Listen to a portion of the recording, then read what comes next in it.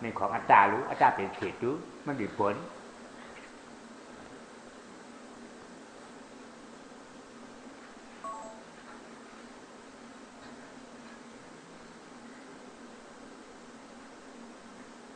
นิชานนิชานนิชานเขานิชานอนัตตาอันนิชานเป็นอนัตตาเนาะจังว่างคำไรมาครับเลยฮะใจเย้านะนี่แนวก็มีนิชานแนวมันก็หัวนิชานเป็นอนัตตาเฮาก็นิชานเฮามีเฮาก็ฮู้จักว่าเป็นอนัตตาแนวเดียวเฮาเหมือนกันนะเหมือนกันแนวก็เป็นอนัตตาเฮาก็เป็นอนัตตามาก็มีป้องผูกป้องแบบมีรวมเพื่อจะเข้าออกหมาต้องมีที่มาต้องมีหมานั่นก็ฮู้ว่าโอ้อนัตตาวางคำไรมาก็ฮู้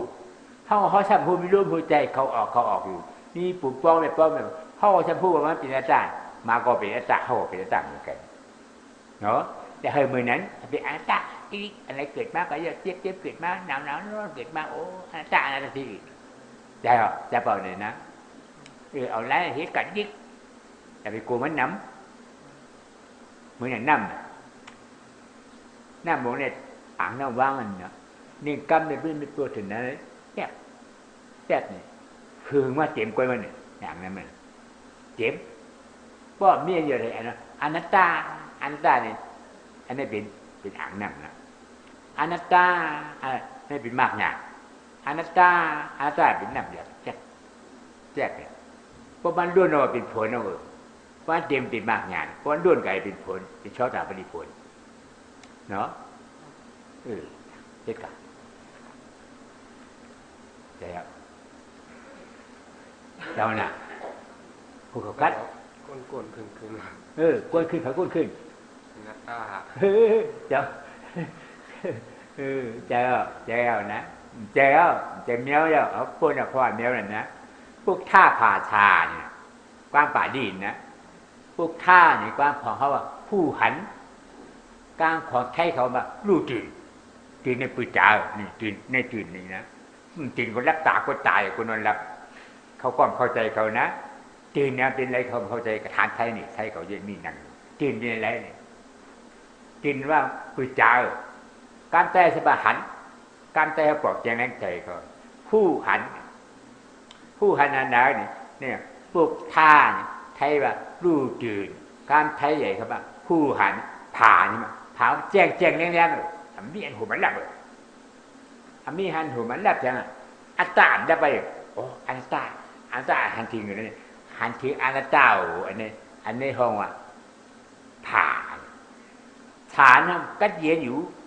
นะเป็นมาจีหัวก็ตุกอยู่โอ้อนัตตาเนี่ยแต่ไปเนี่ยเพราะเขาบอกแต่อนัตตาเมื่อจีหูเก่าเนี่ย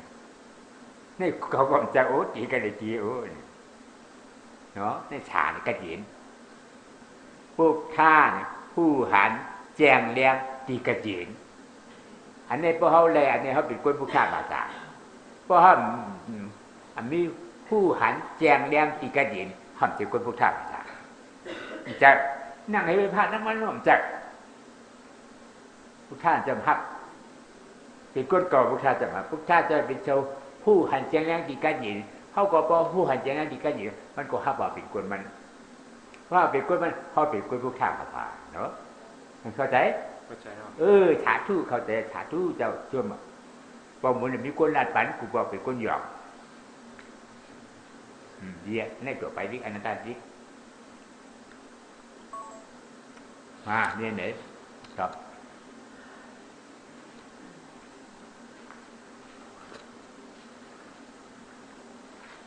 เฮ็ดบ้านหนาๆว่าจิตเถอะหันเจ็บมาเจอในเตียนแห้งๆในหายใจว่ามันตันค่ะจำไว้ทำเป็นเถอะเป็นอนัตตาค่ะแล้วรู้ว่าเขาแต่นั้นก็เปลี่ยนเหี้ยไม่เปลี่ยนเป็นอนัตตาก็แล้วน่ะมันแต่ของเขารู้มันเจ็บแห้งนั่นนี่เพื่อเจออ้วนว่ามันตันคือได้มังกังแต่อ้วนเท่าหนักขเจ็บกับอ้วนร้อยกำหมันกำดีหันอ้วนโอ้อนัตตาเพราะเขาว่าเนี่ยให้มันเข้าใจมันนาชีการนี่ไม่ใช่น่ะมันนาชีการความของเขาเอาใส่ใจ โอ้อนัตตาให้เอาใส่ใจคือจอมโอ้อนัตตาเอาใส่คือจอมเนาะอันนี้เขาสมาธิแห่งกับป้ามันขี้การอ้วนว่าโอ้อนัตตาเอาใส่ใจคำว่าอ้วนว่าอนัตตาเดี๋ยวทำเอาสมาธิที่หาหันที่เจ็บมันเกิดมากไงเกิดมาในใจหาให้หันใจหูเจ็บในสมาธิที่เอาในที่ติ๊กนั่งนั่นนี่เป็นมากกว่ามาโหนี่ป่านดูแค่นิ่งป่านใครป้อมเพชรนิ่งกว่าเนาะเทติกอยู่ใครอยู่ป้อมนั้นรับโคเดียลูกเทติกกาใครเจ็บวันตายก็เยอะขนาดเจ็บมันที่ของเขาตายแล้วนี่พอหมูนี่ออกจิ๋วปื้นคันนี่การใช้แบบปื้นคันเท้าฉี่ว่ามันถึงมากเท้าฉี่ว่าเนี่ยน้อยนับผิดบอกเฮ็ดอยู่ที่กันในชีวิตบ้านเนี่ยขึ้นจ่ายนั่งที่กรรมฐานจ่ายได้รู้อีนั่งกรรมฐานจ่ายแล้วยอมอ่ะเจ็บออกจิ๋วอนัตตาเป็นของเก่าอนัตตาดีกำมือนี่ไฟพาแล้วพับเนี่ยหายแล้วแต่พี่กูเจ็บก็เจ็บพี่กูมันตายปมมันเฮ็ดมากรู้ปมมันขาดรอบก็อยู่ละลายบนขาตายอ่ะนะคืบหนึ่งยานาก่อนช้ำยานอนรับก่อนช้ำที่ในผ่านเจ็บเบอร์นี่เจ็บเก่าเจ็บเดียวอนัตตาชอบคงเราออกมาว่างอนัตตาเลยนะอนัตตามันกัดเย็นกันนะเนี่ยเพราะว่าเข้าใจอนัตตาโอ้เจ็บหนาเนื้ออัตตาเนี่ยเนื้ออัตตาเจ็บหนาเนื้อเนี่ยอัตตาเลยนะอันนี้เมียโอ้อัตตามันจะก่อเจ็บไก่เจ็บนะตาจุ้ยเนี่ยหลุจะฮัดขนาดแต่ฮัดเนี่ยการป่าดีว่าวิทยาการของเทศพยายามเพลงเจ็บบอกว่าฮัดวิระอียาฮัดใครตายแล้วเนี่ยอียามีใครตายแล้วเนี่ยพวกท่าจะวิทยาเนี่ยไหมหนึ่งเนี่ยรูปเกาใครมันหักสองเนี่ยเลือดเกาใครให้มันแห้งสามเนี่ยเลือดเกาใครเชียงให้มันเชียงฉี่อินใครขายให้มันขาดเนี่ยเอามันว่าการกำเนิดจูนในวิทยาฮัดน่ะรูปแค่หักโก้สองเนี่ยเลือดใครแห้งโก้สามเนี่ยเลือดใครบนโก้ฉี่เนี่ยอินใครขาดโก้ในห่อฮัดวิทยาเนี่ยไทยว่าเพลพยายามความของไทยว่าฮัดความของไทยว่าฮัดกล้าเนี่ยโยกล้าเนี่ยฮัดหานไทยหานเนี่ยฮัดหานกล้าหานเนี่ยหานการของไทยอย่างที่น้อยเหมือนหานตาหานเนี่ยเป็นฮัดเนี่ยตายไปใจตาหานนี่ทหารในเป็นวิทยาตายจัดโดยกูนะอันนี้วิทยาฮัด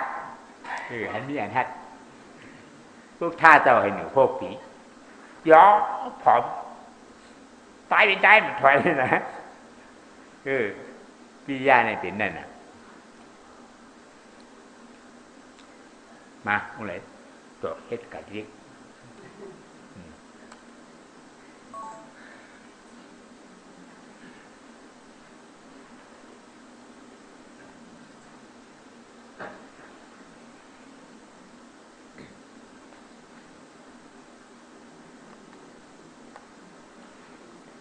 มันนั่งไปมันวางบ่ลงอ่ะมันวางบ่ลงอ่ะเป็นหรือวางใจบ่ลงอ่ะวางใจวนว่างไรเนี่ยเขาอ่ะมันได้บันไดก็มันเป็นอริยะบางเสื้อมันก็ได้บางเสื้อบันไดก็เป็นอริยะมันได้ปฏิบัติแล้วปฏิบัติวางแล้วก็เป็นอริยะแล้วบางเสื้อมันก็ได้นะบางเสื้อมันก็ไปฮะไปก็เลยไปวางอนัตตาวางอัตตามันวางใจอัตตามันมีจิตสิกวางจิตสิกอัตตาจิตขี้เนี่ยจิตสิกมารวมเลยมารวมมิจฉา มีฉากที่เห็นพิษอะไรเห็นพิษอัตตาเป็นโกมีกูวางอัตตาอันที่โกมีกูเกิดมาโอ้อันตาไม่กูเนาะอันตาไม่กูวางเข้ามาอะไรอันนี้เกิดบางเรื่องมันก็ไปเฉยๆไปก็เลยไปอนัตตาวางอัตตาอันที่เล่นไปอยู่ในเป็นของอัตตามันเหมือนเดินอยู่อัตตาเอาไปอัตตาเอาเดินอัตตาเอาวิ่งมันเอาวิ่งก็อยู่ว่าอัตตาตายก็อันวิ่งก็ไม่มีโอ้อนัตตาวิ่งก็เลยวิ่งโอ้อนัตตาเป็นของกูเนาะวางคำอะไรโอ้อนัตตาเกิดมากๆดีมากๆอันนี้ไม่เกิดอนัตตาไม่เกิดอนัตตามันเอาเนี่ยใจวิ่งเนี่ยเรียกว่าอุทิจากามาวิโตอุทิจากามาวิโตวางคำอะไรเป็นอนัตตาหนาววางคำอะไรเป็นอนัตตาร้อนวางคำอะไรเป็นอนัตตาเจ็บบางคำอะไรเป็นอนัตตาอันไหนเกิดเจ้าไม่ลืมอนัตตาอยู่เดียวไม่ลืมพิจารณาดูพิจารณาสมาธิโอ้อนัตตารู้ให้เห็นเฉพาะอนัตตาเนาะเข้าใจเข้าใจนี่ตัวไป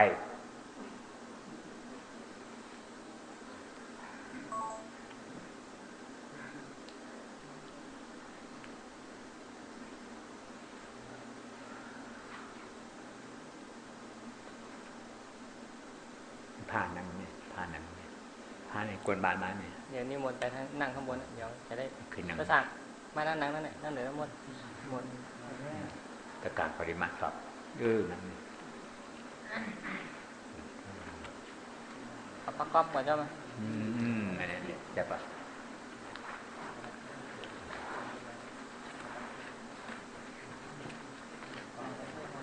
เอามากเลย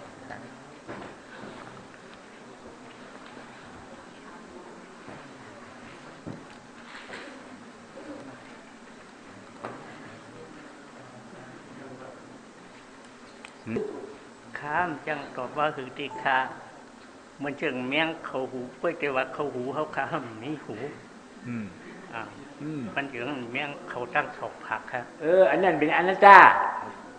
เพราะอันนั้นปลอมเกิดจากจิตบ่เดียวอะไรเห็นอนัตตาเป็นอนัตตานะอันนี้อนัตตาผู้นะเขาเอาสมาชิกกระปายเขาบอกเขาวนมาเป็นอนัตตาจ้าบ่านะปอมูนี่นั่งอยู่นะปอมูนั่ง5 มองเอา12 มองนั่ง1 2 3 4 5 6 ชั่วโมง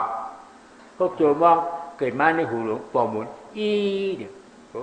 ไม่มีแล้วอีโอ้อนัตตาอี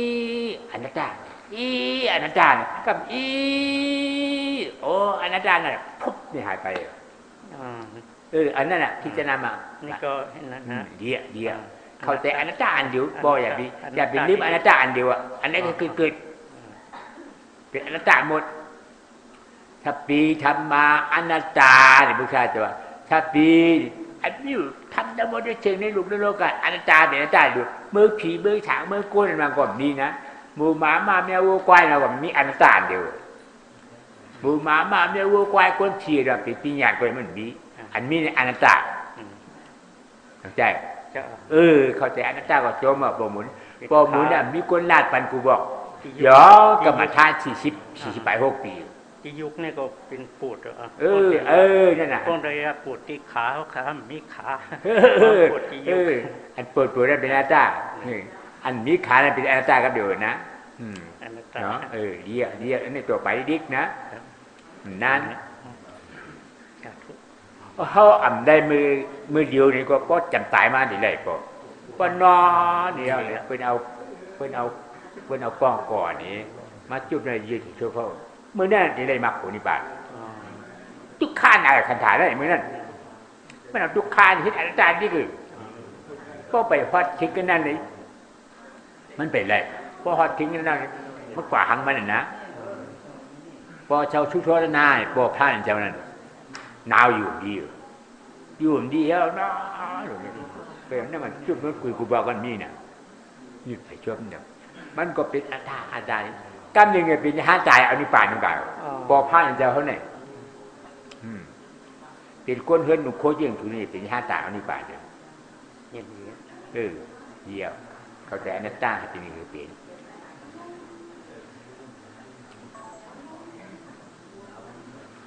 มาเลยใจคน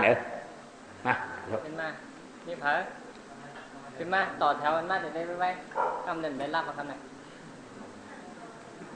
ประเดี๋ยวมาแจกตลาดนะเป็นมาเร็ว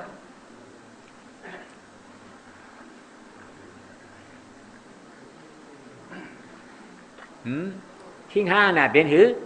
อ๋อจิบมาต้มหัวเข่าครับพี่เนี่ยพอเจ็บอนัตตาอนัตตาอันเจ็บเป็นเพราะหัวเข่าเนี่ยเป็นอัตตาอัตตาเนาะหัวเข่าอันนั้นเป็นอัตตาอัตตาในหัวเข่านั่นเป็นเดียวกันนี่เพราะอัตตามีหัวเข่าแล้วก็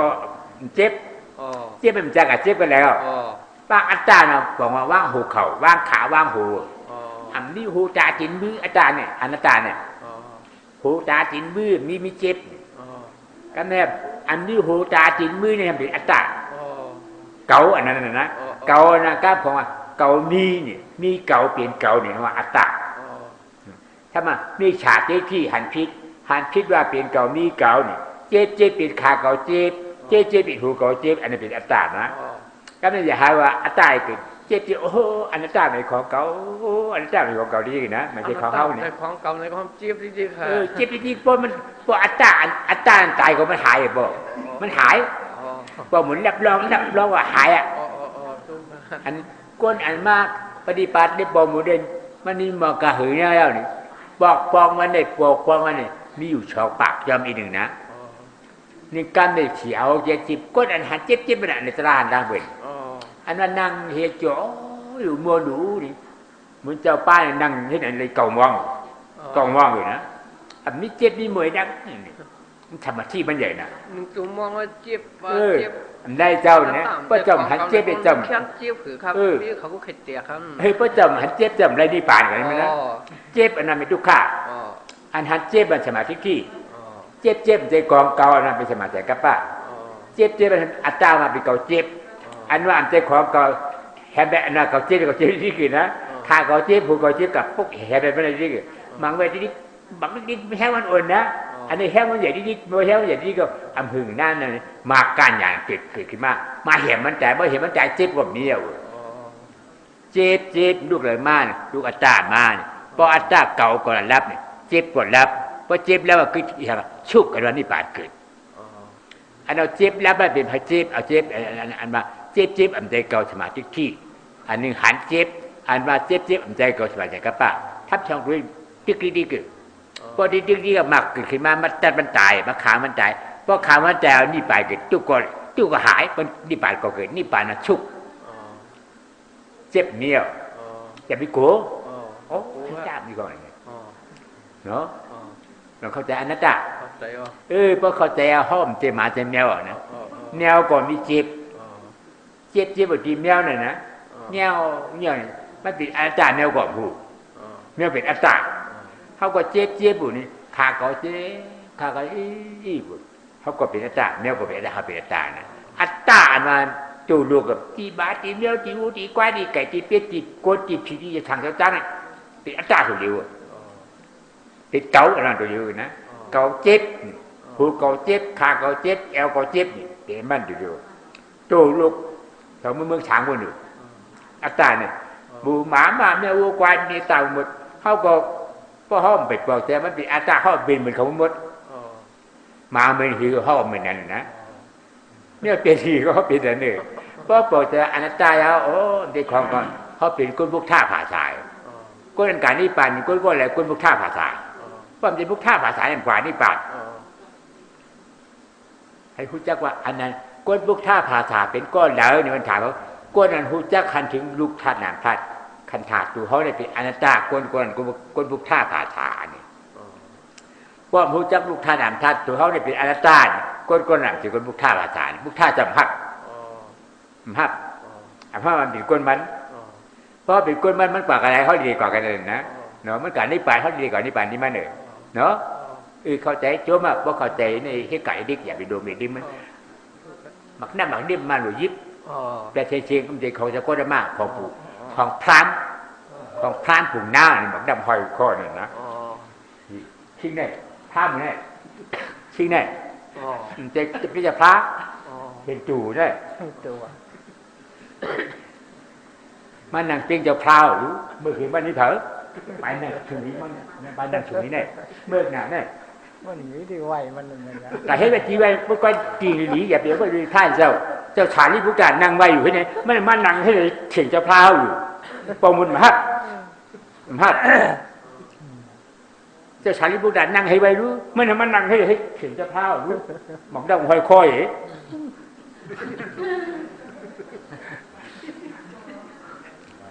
อันนี้แต่อยู่มันปวดเจ็บอย่างอ่ะ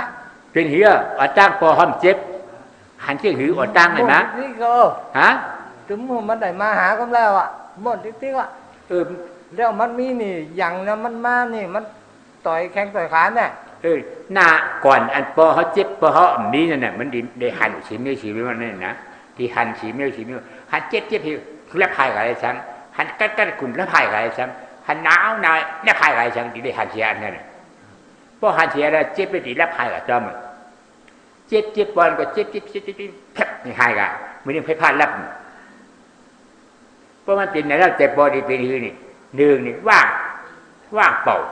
ช่วยอยู่ว่างใจไม่เหมือนอย่างนี้ทำท้องในใจโปรได้ดิเมาปิ้วอยู่เหมือนนั้นมันนักนางฐานในใจโปรแงบเนี่ยการกระเทยแงบการเตะเย็ดอยู่ชี้มีอันอยู่บางอย่างมีเฮิร์นมีมีผูมีเนี่ยมีเวลาให้เย็ดเกี่ยวข้างมันชี้เนี่ยมันชุกเนี่ยเกี่ยวใจหนาม้วนใจหนานะเปิ่นมาว่าฉันก็ขยุ่มขขู่นะเขาที่หาในจมหนารู้จมหนาอันนี้ปีจี้เนี่ยโจมเหมือนนั่นนะพอโฮกเนี่ยพอเขาในนอนรับอ่ะหนึ่งขึ้นในนอนหนึ่งจูมองสองจูมองนอนไม่สี่ห้าจูมองผู้นอนไม่ลืมตื่นหนังเดียวพอเป็นในพอเลยอัตตาพอตายอ่ะพอเป็นเนี่ยพอแล้วยันเป็นหมาก่อนเป็นเอายันเป็นแมวก่อนเป็นเอาไม่กลับเป็นเอานะเจ้าพอไรฮะหนึ่งเนี่ยว่างอยู่ช้อเมากายเมาใจฉานแยบฉี่ชุกห้าอิ่มใจพวกนอนไม่รับดีปอมีเนี่ยเนาะนอนก็ไม่รับดีนอนหนึ่งขึ้นก่อนหนึ่งมองสองมองถามมองนานที่สุดอ่ะฮะแม่หนุ่ม กระมงเนี่ย ฮะ กระมงเนี่ยนอน 7 กระมองนอนแล้วบอกกระมองที่มองตื่นไปนอนอ่ะนอนรับนานที่สุดถามจูมองคือก่อนเขานอนคือ8 จูมองอันนี้ไม่มี8 จูมองนะ8 จูมองมันก็จ่ายนอนรับกลางค่ำมาเขานอนรับ8 โมงถึง5 โมงดีกว่าก็จะจับบัวอันนี้มันเป็นแล้ว ลุกแล้ว ฮะ 4 โมง 5 โมงลุกแล้วตานอนกี่ตานอนเขาน้อยพอตานอนน้อยเอาเนี่ยอันนั้นห้องว่าทีหน้ามีค่าในหายแห้งโอดแห้งมันโอดมือครูเปาเขานอนเนี่ยเปิดมาโปกเขาห้องพิจารณาลูกแรกลูกพิจารณาเดี๋ยวเนี่ยจะยังไงเนาะนะเป็นนั่นไหมเพราะมีอันนั้นนี่อัตตานะเจออันมาอัตตาเก่าก่อนมาเบี้ยวเจออันนั้นนะเจออันนั้นมีให้ฉันมันมีแหละมากชอบตาพี่มากมาคามันตายเอาเพราะชอบตาที่มากคาแต่อัตตาอะไรเก่านั่นเนี่ยตายเอาเนี่ยเกิดมาเนี่ยเป็นอนัตตาที่ดีคืออันนั้นเกิดก็เป็นอัตตาที่คือนะอันนั้นเขาว่าแต่โผล่ชอบตาบริโภคเนี่ยแต่นางวิชาคารแต่อนาถาปิงเพราะเป็นใจเนี่ยเป็นน้องอนาถาปิงเพราะเป็นยิ่งน้องวิชาการอัตตาเบี้ยวเนาะแล้วก็มีทำอย่างน้ำมันจังแตงออกมันแตงออกแล้วเจ็บอ่ะเจ็บของบนติ๊กๆนั่นน่ะเนี่ยบนไม่หมดเจ็บเลยมันถึงอรหัตถามากกว่า1 2 3ก็ฉี่ออกนี่อ่ะ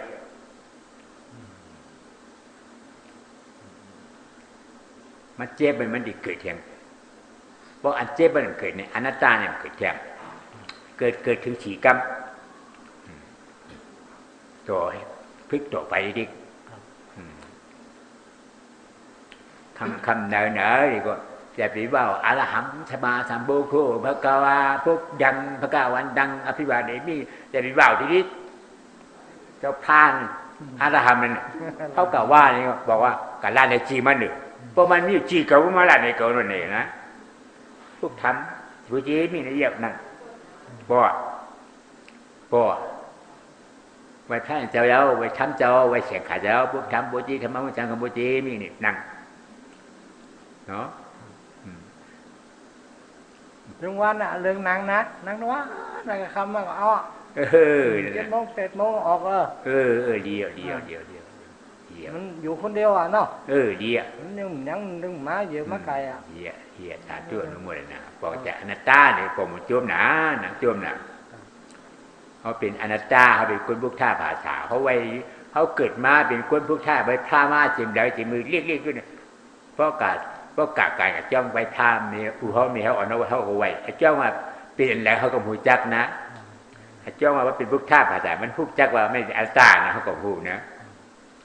พอหูจักอนัตตาก็มันเหมือนเดียวไว้นะใบเช่าก็เดียจมเดียการไหนเป็นหือเป็นนางกำแม่เจ็บกำแม่ก็หายมีอย่างว่าเป็นเจ้าดีก็หน้าเจ็บตะกะหายเป็นหือหน้าเจ็บว่ามันเจ็บตัวเจ็บเลยเนี่ยมันนางกำเดียวว่านางกำเดียวหมด10 นาทีไหนหายว่ะเคยเหมือนเจ็บเป็นบวชหือว่าอนัตตาบวชอนัตตาดีนี่มันตัวหายกว่าก็ใจก็ดีก็นั่งอยู่เนี่ยก็ถอดหมวกอดตอกอย่างนั้นเนี่ยหน้าเจ็บหายเนี่ยไม่ได้เจ็บเนี่ยไม่ได้เนี่ยมันหายดวงเนาะเลยไปอย่างหนึ่งนะมันหายเหมือนไพ่มันพลายแล้วพับเนี่ยอันหนึ่งที่ช่องหายอันหายดวงเนาะเลยกันอันนั้นบนห้องอ่ะแข่งขันลูกแพ้ขายเนี่ยถึงพักตูถึงพักตูนี่ป่านไปถึงพักตูไปข้ามขาพุ่น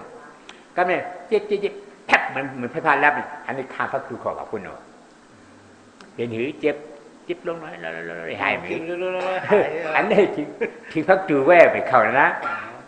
เพราะเป็นที่หายทางอันที่หันแต่เขาตอกเอานั่นบนน่ะนะโอ้อนัตตาตอกไหวยศทางอนัตตาเนาะนี่ไม่ดีเขาอ่ะตอกของพ่อนี่ข้ามพักตูผักบนน่ะนี่ที่พักตูนี่นี่ผักตูนี่ลูกเขาอ่ะพวกแว่เนาะอย่าไปคาดบนนี่ตอกเย็นสีนี่ตอกกันนานปีว่ายศทานอันหูจักตอกเราทำเป็นมโนวิญญาณอันถ้าเราตอกเราวิญญาณท่านทานตัวเป็นอนัตตาเอาตัวไหลวนก่อนแหละเขาอนัตตาอนัตตาจริงนะมันดีข้อที่ข้ามพักตูผักบนเนาะมือเดียวกับมีดพักตูเงานั่นแข่งขาลูกแป้ขาใหญ่พักตูนี่ปากตามของเขา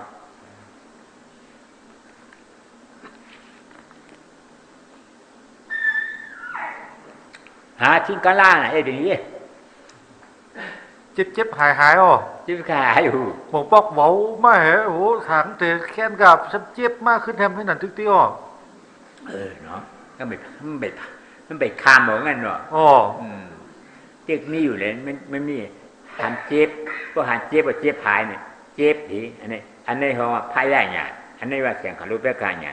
กาบแถวที่พักตูมันขึ้นเขามันขึ้นมาขึ้นยังไงกาบแถวพักตูขึ้นมาขึ้นยังไงมันไปข้ามเจ็บมันปวดจันให้ไหนเอาอุ่นกว่าถางว่าแต่แค่หนูมันนั่งทำกำเจ็บขึ้นมาแทมให้ไหนน้องนั่นจริงเหตุการณ์บนหน่อยดีกันนะการบนที่บนดีบนเป็นอันตรายกันนะเดี๋ยววันในวันเนี่ยพวกข้าจะว่าอายติงแม่ก้านาภายะที่จำกิริยาภาวนาอันหันเจ็บอันวนมาเจ็บในท้องเก่าเนี่ยเป็นชื่อมากอายติงนี่วันหน้าเดือนหน้าปีหน้าจัดได้วันหน้าเดือนหน้าปีหน้าจัดได้ในหน้าฉีหน้าในอำนาจนึงก็นานึงก็พวกข้าจะรับรองได้แล้วพวกข้าจะว่าพวกข้าจะรับรองอะไรหนึ่งวันหน้ามือผูกมือหนึ่งนะอันนี้จะเจออะไรเดือนหน้าเดือนที่มาเดือนหน้านะปีหน้ามาปีที่มาปีหน้าจานหน้าจานที่มานะตายเอากันเลยเมื่อผีผู้หนึ่งจานหน้าตายเอาในมือผีเมื่อเป็นผีเมื่อผีเป็นอาดิยาเขาติดปิ๊กกับเชียงน้ำวิชาขาเขาเย็นเขาเลยมือก็อาดิยาเขามือไรเปิดตลาดเนี่ยจะไปเรียก ถ้าก็ว่ามันสิเป็นไหนแน่นอน อย่าใจ เจ็บหายนะ วนนี่เฮ็ดอีก ผมปอกก็ถามว่าถ้าเสียหายก็ว่านะโอ้ผมมานั่งทำก้าวเจ็บขึ้นเทียมไว้นั่นน่ะอันนั้นมันเข้าออกแค่นี้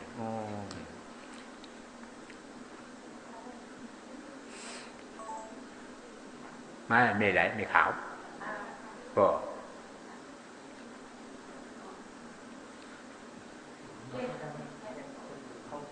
เอามาปฏิเจกมาสอบมา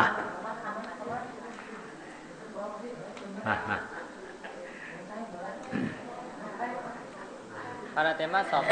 ใครจะมาบ้าง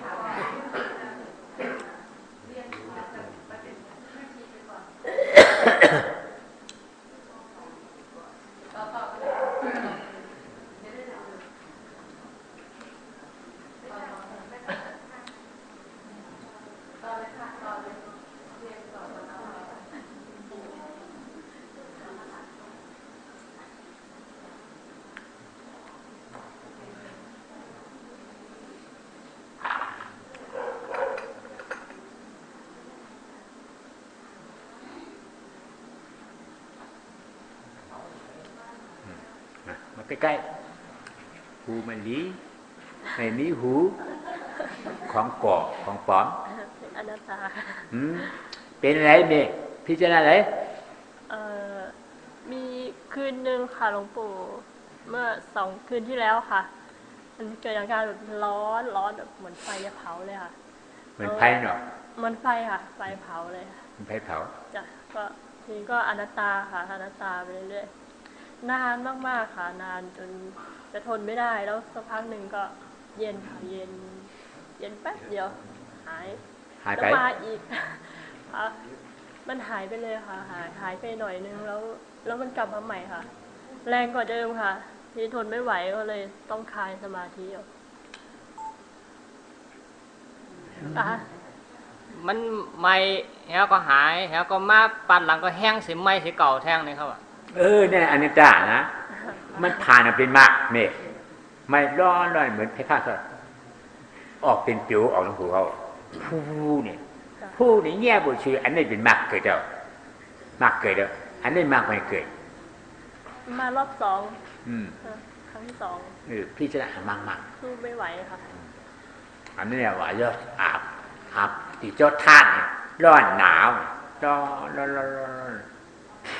ที่ออกไปอันนี้มากเกิดนะร้อนขึ้นลง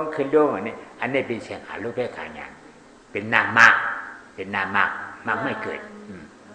ไม่นานมากเกิดแบบนี้พิจารณามากพิจารณาโอ้อนัตตานะแล้วที่นิ่งเงียบไปเฉยเนี่ยค่ะเงียบมันเหมือนจะหลับแต่มันก็ยังทรงตัวอยู่อะค่ะอยู่มันก็สะดุ้งขึ้นมาแล้วมันก็นิ่งไปเฉยอะค่ะเรียนมันนิ่มจะนิ่มนั่นเป็นจังไงวะจะนิ่มแปดเท่ามันเล่นเนี่ยสมาธิมันเล่นเนี่ยสมาธิเกิดมันเลยสมาธิน้ำหน้าเกิดมาเลยเนี่ยให้ปัญญาน้ำหน้าสมาธิว่าให้เกิดสมาธิที่เห็นอะไรเห็นสภาวะเจ็บเห็นสภาวะหนาวเห็นสภาวะร้อนอันนี้เป็นสมาธิที่เห็นสมาธิครับว่าหนาวร้อนนี่ว่างเข้ามาเลยเป็นของกูอันนึงเห็นจุกอันนึงว่างเห็นจุกว่างอัตตาเอาทำทางประกาศนี่น้ำไปมันแย่บุญชื่อนี่ไม่ไปนี่ป่าไปหรือป้าพวันหรือป้าปงต้องกลับมาใช้ปัญญาเนาะค่ะเข้าใจ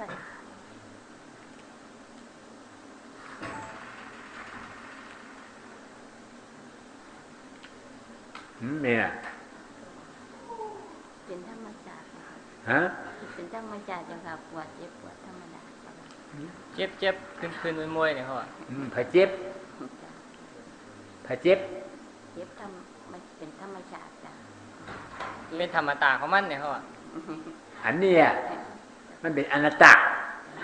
เจ็บเนี่ยเป็นอนัตตาว่าขับแหลอันนี้นะเจ็บเนี่ยไม่เกิดอนัตตาก็ไม่เกิดเอาเจ็บเนี่ยโอ้อนัตตานะอนัตตาเนาะเจ็บเนี่ยเกิดมากดีมากพ่อเมย์ไม่ให้เจ็บไปเป็นจุก ทุกข์และเจ็บเป็นอันเดียวกันเจ็บนี่เป็นทุกข์ไม่ดีไม่ชุกไม่สบายเจ็บเป็นทุกข์ไม่หันเจ็บเห็นทุกข์มากก็ดีไม่กลัวไม่หันเจ็บเห็นทุกข์มากไม่กลัวเจ็บกลัวเจ็บไม่อยากแล้วอันไม่อยากอะไรเจ็บนั่นเรียกว่ากูเจ็บเห็นเจ็บมือเจ็บก็ไม่อยากผ่านใช่ไหมนะอยากผ่านทำไมอยากแล้วนี่เจ็บอยากผ่านไหนแล้วนี่อันนั้นเพราะว่ามูจีตูกรรมเนี่ยตายงานยากผ่านทุกข์อันนี้เกิดมาปริเทียกันเนี่ยพี่จะน่าหาเหตุหาเจ็บเห็นเจ็บเป็นอนัตตาหาเจ็บเห็นเจ็บพี่จะเป็นอนัตตาอันนี้อันไปนิพพานหาเห็นหาเจ็บโอ้อนัตตาหาอนัตตาเห็นไหนเห็นเฉพาะอนัตตาเจ็บอยู่มันจะของกูตัดเนี่ยมักกันยากคือมาตาถึงเป็นอนัตตามาถึงเป็นอนัตตาก็เป็นนางวิชาการเนี่ยเนาะไอ้กูที่จะได้มาโอ้ไม่ใช่ของกูเจ็บก็เลยเจ็บ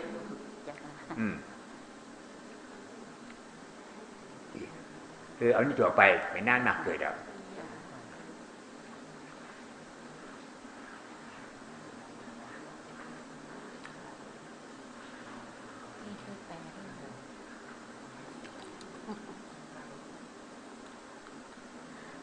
ปิดมาตั้งหลายเป็น10 ปีแล้วพ่อ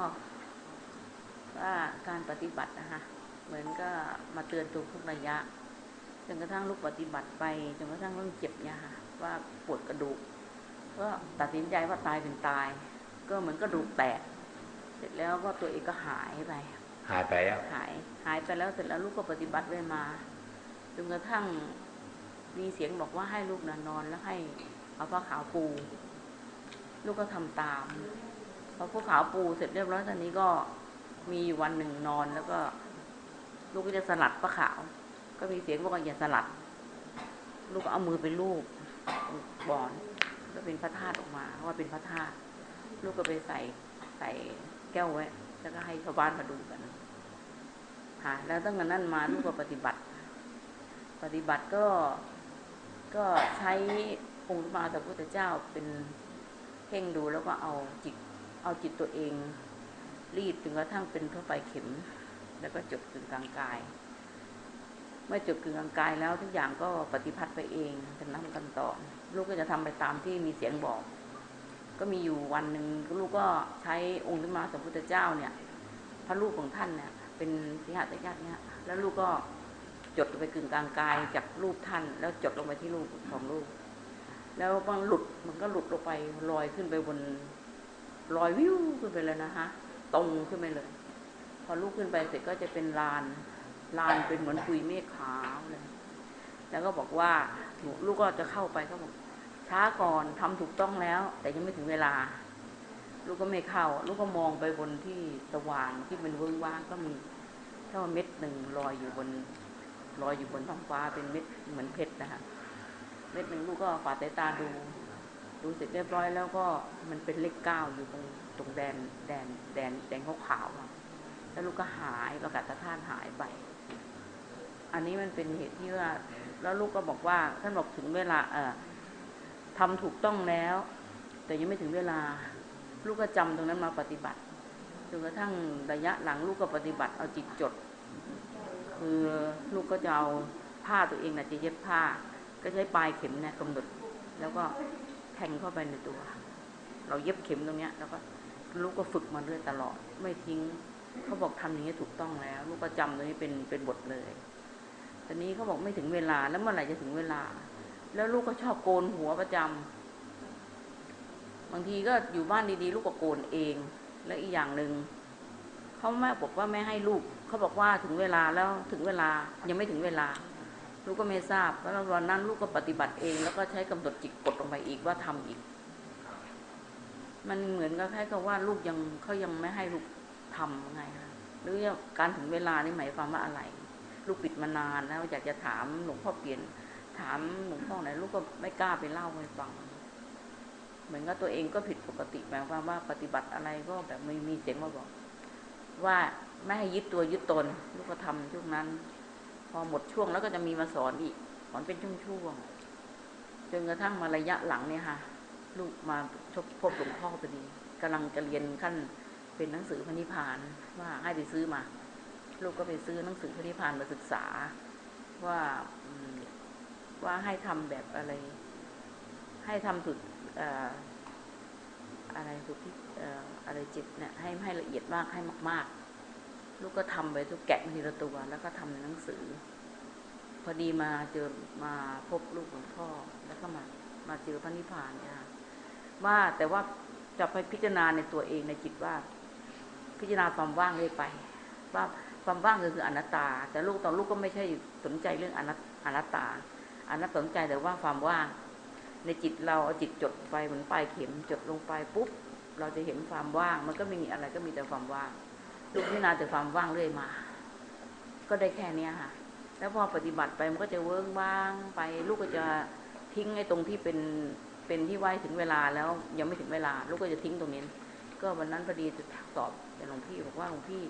ทำไมมันถึงเวิ้งว่างอย่างนั้นมันไม่มีอะไรอย่างนั้นค่ะแล้วหลวงพี่บอกให้พิจารณาไปลูกก็ทำมันจิตมันก็จะเป็นเหมือนเก่าพอมันก็ไม่มีอะไร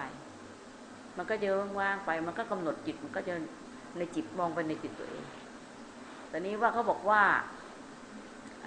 ยังไม่ถึงเวลาเนี่ยแล้วลูกจะถึงเวลาเมื่อไหร่thế này không ạ năng quả này hết mà là lại mấy cái nằng tôi kiếm hay dẹp kiếm hay coi hay chạy cả chắc nên mất tiếng thì chạy tôi cho cậu hay coi mà bảo coi mình bùngขึ้นกว่าhayกว่าหันพี่หันsángหันthế này hay coiว่ามันไปถึงข้าวยามมันอย่าพงเข้ามาเนี่ยที่ว่าไปถึงข้าวยามในมันบอกว่าหังเนี่ยเขาว่านั่นแต่เห็นเป็นเพชรเม็ดหนึ่งลอยอยู่อันนี้นี่มีกันเด็เป็นนี่มีเป็นของสมาธินะไม่ใช่ของมากของผลไม่ใช่เป็นอันตรายมากไม่เกิดไม่เกิดเป็นเรื่องของสมาธิไม่เกี่ยวกับมรรคผลนิพพานเป็นนิมิตมันเป็นสิ่งที่กั้นไม่ให้มรรคผลนิพพานเกิดแล้วลูกก็ปฏิบัติอย่างนี้ไปว่าพิจารณาความว่างเรื่อยไปในจิตก็มีจิตตัวรู้แล้วก็ความพยายามความว่างแล้วก็มาที่หลวงพ่อลูกก็นั่งอนัตตาก็เลยท่องอนัตตาพิจารณาลงไปในจิตนี้ถูกต้องไหมหลวงพ่อก็ได้ว่ามาnhàผมmuốn là và tôi sunyata này họ sunyataว่าว่วนมันจุดเจอว่วนอนัตตาให้เขาปรุงกว่าเนื้อเจอเนี่ยเขาเขาปรุงกว่าเนื้อเจอเขาปรุงเขาเหมือนเจ้าเข็มนะงะแค่นั้นเนี่ยเขาทั้งแมนเนี่ยเขาจะให้ลูกทำแบบว่าลูกจะพิจารณาอย่างนี้ไปหรือว่ามันจะปฏิพัทธ์ไปเองแบบว่าถ้าเราปฏิบัติไปเรื่อยๆให้จิตนิ่งแล้วก็มีสงบแล้วก็อนัตตาไปจนกระทั่งมีจิตปฏิพัทธ์ไปเองตามธรรมชาติหรือยังไงครับพ่อเนี่ยจิตเป็นรูปจิตเป็นรูปวายธารูปจิตเป็นวิญญาณมโนวิญญาณเป็นใจรูปรับจิตเป็นจิตชิกเป็นใจเป็นจิตเป็นใจกำนี้เห็นใจรูปจิตอันนี้สมาธิที่เห็นสมาธิที่จิตอันนี้เข้าใจว่าสมาธิที่เห็นจุกกันลูกจากไหลมาลูกจากอัตตามาธรรมาแสงกับป้าไม่รับอนัตตาไม่รับอัตตาวางอัตตาเข้าใจว่าไม่รับอนัตตาแล้วอนัตตาเป็นเหตุจุกไม่รับแล้วว่าเหตุจุกอนัตตาอัตตาอันนี้ให้เข้าใจมันชี้การเอาใจโอ้อนัตตาเป็นของเราเนาะโอ้อนัตตาเป็นของเราอันนี้สำคัญที่สุดอนัตตาเป็นของเราหนอหรือไงฮะ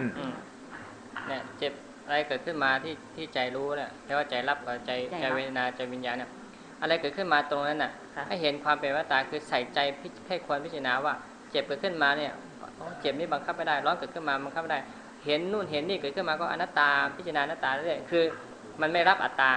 สิ่งที่เห็นนู่นเห็นนี่หรือว่าเจ็บปวดแล้วอัตตาว่าเป็นของเราหมดเลยอัตตาอยู่ในนี้เราจะออกอัตตาอะไรเกิดขึ้นมาเห็นวางไม่เอาให้เห็นพิจารณาเป็นอนัตตาไม่ใช่ท่องเอาไม่ใช่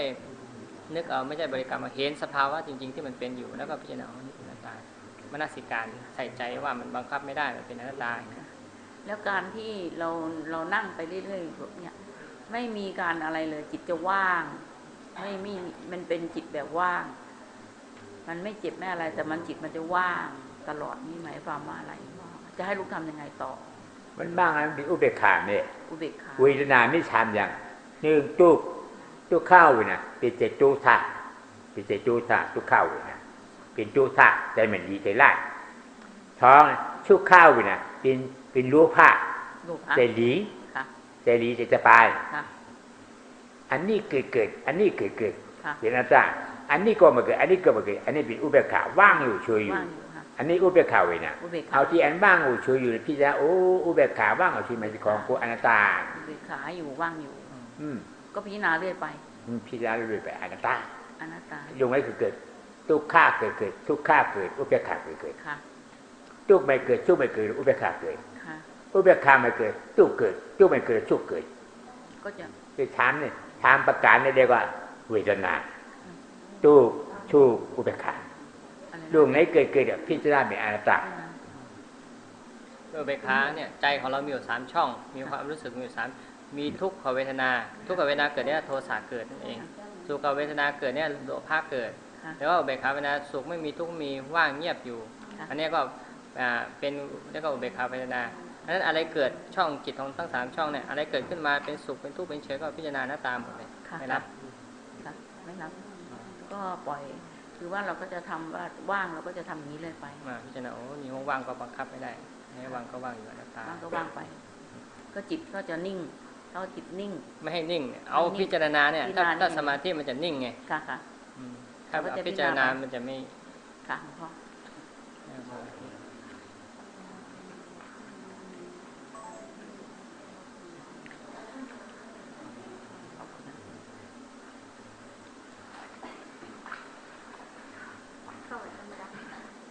มา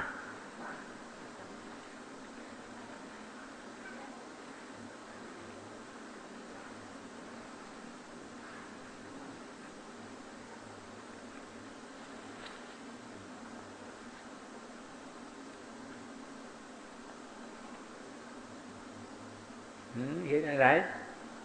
มันเจ็บออกเจ็บเจ็บเป็นทุกข้านั่นเองเนาะป้อไปบ้านนั่งกรรมฐานทุกข้านั่นผันอันหันเจ็บเป็นสมาธิที่วิปัสสนาหันนะ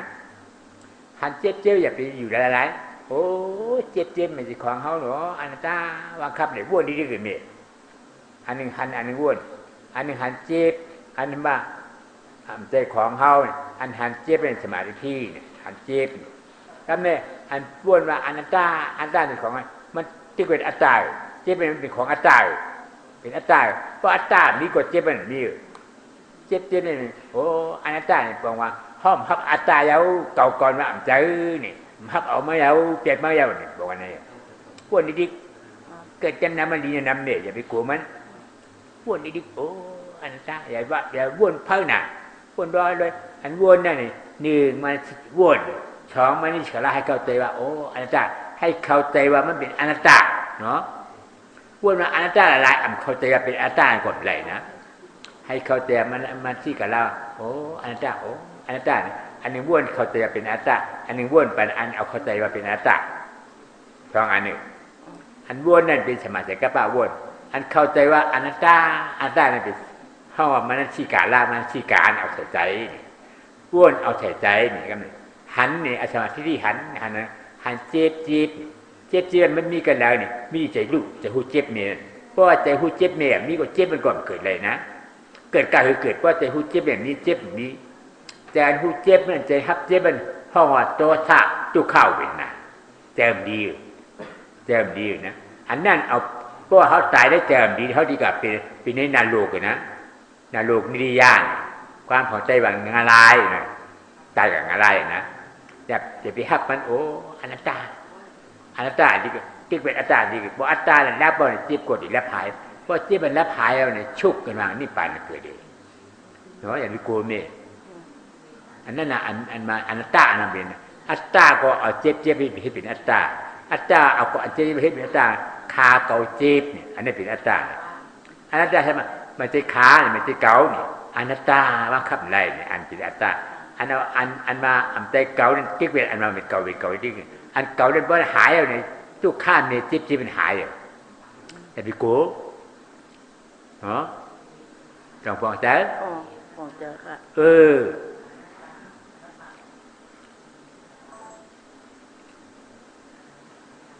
นี่น่ะ เจ็บหมดค่ะ เฮ้อเจ็บไปจองยามหันกูบอกจองหัน หันอยู่ก็ หันเจ็บอยู่จองเมหูเจ้าก็มันเป็นอนัตตา ไปพูดค่ะ อันนั้นเหมือนแมวอ่ะแมวก็เอาได้กับแจ้งแมวเนี่ยแมวก็มีเจ็บมันเป็นอนัตตาเนี่ยบางครับเอาเปลือกพองเหมือนนั้นได้แมวก็เข้าใจนะเขาก็หันเจ็บอยู่บองแต่ผู้ว่าเป็นอนัตตาเนี่ย อะไรชีพบ้านก็เจ้านอนบ่มไรอ่ะเจ็บหมด นั่นแหละอนัตตาเลย พม่ากันในก็เจ็บเลยเจ็บแล้วก็มันเรียนขึ้นดังในเจ้ามันก็ออกดังหูเจ้าเหมือนไพ่เจ้าเปลวเหมือนไพ่เจ้าก็อ่อนลงหมดเจ้านอนแบบนี้เนี่ยเพราะมันเป็นอะไรเนี่ยเหมือนเรื่องเปลวไพ่ผู้เหมือนกวนไพ่นะเปลวออกว่าขับเขาออกทางหูพอเหมือนเรื่องออกทางคู่หลังเนี่ยกันเพราะมันเป็นเนี่ยใจเมฆที่เป็นหื้อนี่เป่าเหมือนอย่างมิชังเหมือนนั้นเนาะก็มีเพราะเป่าเอาเนี่ยก็ไม่เป่าเนี่ยเมายินนักยินนาฮะเมาหูเลยนะเมาอยู่อำนักกับนาฮะอันเมามาเนี่ยอัตตามันเป็นอันนักเกิดอนัตตามันเป็นเมาอนัตตาเกิดแล้วเมาหูเหมือนยังไงมันเหมือนยังไงมันไม่เคยผิวร่มนั่นเองนะเพราะเมาแล้วเนี่ยเย็นเนี่ยเงียบนะใครอ่ะเย็นอยู่ใจยุ่งใจย่างใจลุกใจลานใจเฮ้ยใจเย็นเนี่ยมีฉากเอาเย็นอยู่ก็ไม่เย็นชุกcái chỗ trời nó như chỗ mà như chỗ là chỗ trời hậu hả bí chỗ chút có chỗ đâyชุกกันเกิดขึ้นมาแล้วเนี่ยเกิดมาเนี่ยปีที่โจมหนักมาก้อนน้ำตาบ่ออกเลยนะโจมหนักยี่โจมเหมือนเดิมพอวายเนี่ยมาเนี่ยนอนหลับเหมือนเก่าเขายามนอนมานอนรับ4-5 โมงนอนรับ1 โมง 2 โมงเลยคำชื่นเนี่ยคำรับเพราะเป็นอันนั้นมันเลยอัตตาตายแบบนี้หนึ่งนี่เป่าเนี่ยสองเมาเนี่ยชานเย็นฉี่ชุกโย5เนี่ยโจมพวกเนี่ยนอนหลับแล้วมันรับธรรมศาสตร์มันก็รับเป็นอิทธิวัตนี่ตื่นขึ้นนี่เมื่อกูบอกให้เขานอนในเป็นยังไงเพราะนอนรับ8 โมงต่อถึง4 โมงกูรับพวกเขาจึงพิจัยอันนี้จะรับ8 โมงให้เขามองตื่นเอานะรับกัน1 โมงนั้น2 โมงเพราะเป็นอะไรอัตตาเนี่ยตายตานนอนเอาจีกาตานนอนตั้งแล้วไม่ตายนะไม่ตายแห้งมันเดียวเพราะเป็นอะไรไม่จริงคนก็อันใดนั่นว่าหาหันตัดหันตัดอัตตาทิ้งเนี่ยเป็นอนัตตาเนี่ยเป็นภายไปนี่ก็ฐานนี่อนัตตาเนี่ยเปิดปานผ้าจะเป็นนางชดนางวิชาขายเป็นอนัตตานางวิชาขาเนี่ยเป็นอนัตตาอาชามิ7 ปีอายุ16ไปอโภเหถ้ามีลูกชาวหนึ่งเกิดลูกเก่าเกิดนางวิชาขาเป็นอัตตาโมเดลนะลูกชาวหนึ่งลูกเก่ามันไม่ชอบมันไว้ใจว่าลูกเก่านั่นนี้ชอบเรียกว่าลูกชายเนี่ยใจมาเป็นลูกชายนั่นนี้หลานมีก็คือ2 ปากหลานเก่าเนี่ยที่ชอบไว้ใจว่าหลานเก่าใจจะมาเป็นหลานเก่าเนี่ยมีอัตตามีนะเพราะอัตตามีนะมีฉากขานั่นตายกับเปลี่ยนได้หมูหมาวัวควายจะมาเป็นฉากเป็นก้นก่อนเป็นตายเมื่อเปลี่ยนผีที่เอานี่ป่านที่เมื่อผีปุ่นเนาะเพราะเมลเลยเมื่อยาน้ำมีฉากขานะตายเนี่ยที่หันน้ำมีฉากขาเนี่ยนี่เมื่อผีปุ่นเดียถ้าใจเรียกอย่าไปยาก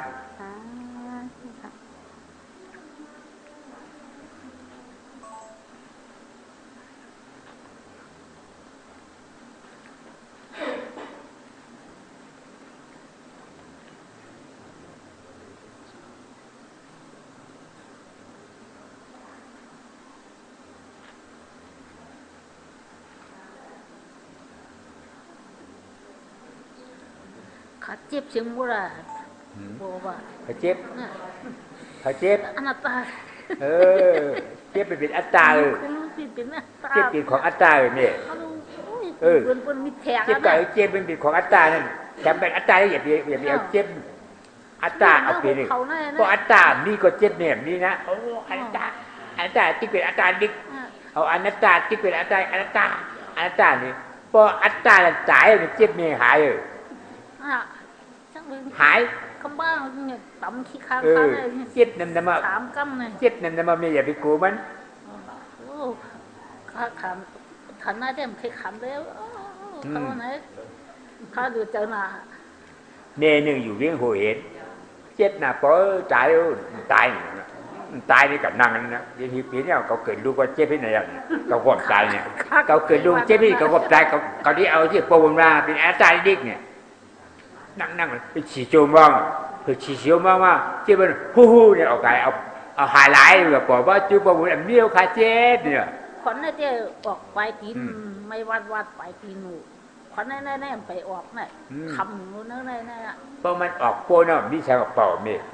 เกี่ยวโปมันมาเป่าอยู่มีชักเป่าบุ๊กเป่าผมว่าเจ็บเจ็บตรงตัวเน็ตชันนักเมาฉันไว้อันนี้ก็มีเป่าอันนั้นมันออกโปนเนาะก็เป็นนั่นเป็นมากอย่างนี้ก็มันเป็นมันตีออกอ่ะก็ไม่ฮัดไม่ออกมีฮัดขึ้นในนี่มีชุดตัวขึ้นในแปดบ้องหรือว่ามีน้ำเมืองแดงมาเนี่ยยากมากนิดมากผงนี่ป่านเนี่ยยากมันดูจะดูก้นถ้าตายให้มันใจกันในมากผงนี่ป่านเขานั่งกรรมฐานให้มันตายในปืนนี้รู้นี่มันนั่งกรรมฐานนั่งตายจอกเศร้านั่นนี่มันก็เลยมันเคยปีนก่อนให้ไหนนั่นน่ะเนี่ยทุกข้านั่งเป็นนั่นน่ะพ่อแม่เขาหันทุกข้าในกองกูทุกข้าพ่อแม่กูทุกข้าแม่ใครป้นทุกข้าใครป้นพ่อแม่ใครป้นทุกข้าต่างป้นทุกข้าแม่หาพ่อแม่หาต่างป้นทุกข้าแม่หาต่างป้นพ่อแม่หาต่างป้นทุกข้าตายที่ป้นทุกข้าตายเกิดที่ป้นไหนเปล่าว่าข้ามผมเคยป้นทุกข้าวใครการขนวยมาปอก็หาดิอันหาต่างป้นทุกข้าเนี่ยอนัตตาเนี่ยอันหานะอนัตตานั่นแหละอนัตตาหาดีเลยนั่นอนัตตาก็มันเจ็บหมดจริงนี่ปัจนานะความของป่าลี่นะการของเขาหันจุกนี่ปัจนาหันจุกฆ่าเนี่ยการของหันจุกฆ่าเนี่ยก็ไม่ภาวนาอัมภัพเหตุจุกฆ่าเป็นอัตตาอัมภัพอัตตาแล้วนี่เป็นอัตตาดีเลยอนัตตาบอกว่าเอาอัตตาเราเป็นเก่ามีเก่าขาเก่าตีนเก่ามือเก่าเป็นว่าอนัตตาใจมีขามีตีนมีมือเจ็บที่ของเก่าเนี่ยเจ้าเป็นของอนัตตาเป็นของกล้ามีอย่างมีอยู่กรุงละลายเอาเนี่ยเหตุการณ์ดิมันดิถึงกว่ามันจะดูว่ามันเอามีตรงแทะลงก่อนให้ไหนเอาน่ะต่อไปให้พวกเข้าใจอนัตตาก็พอละ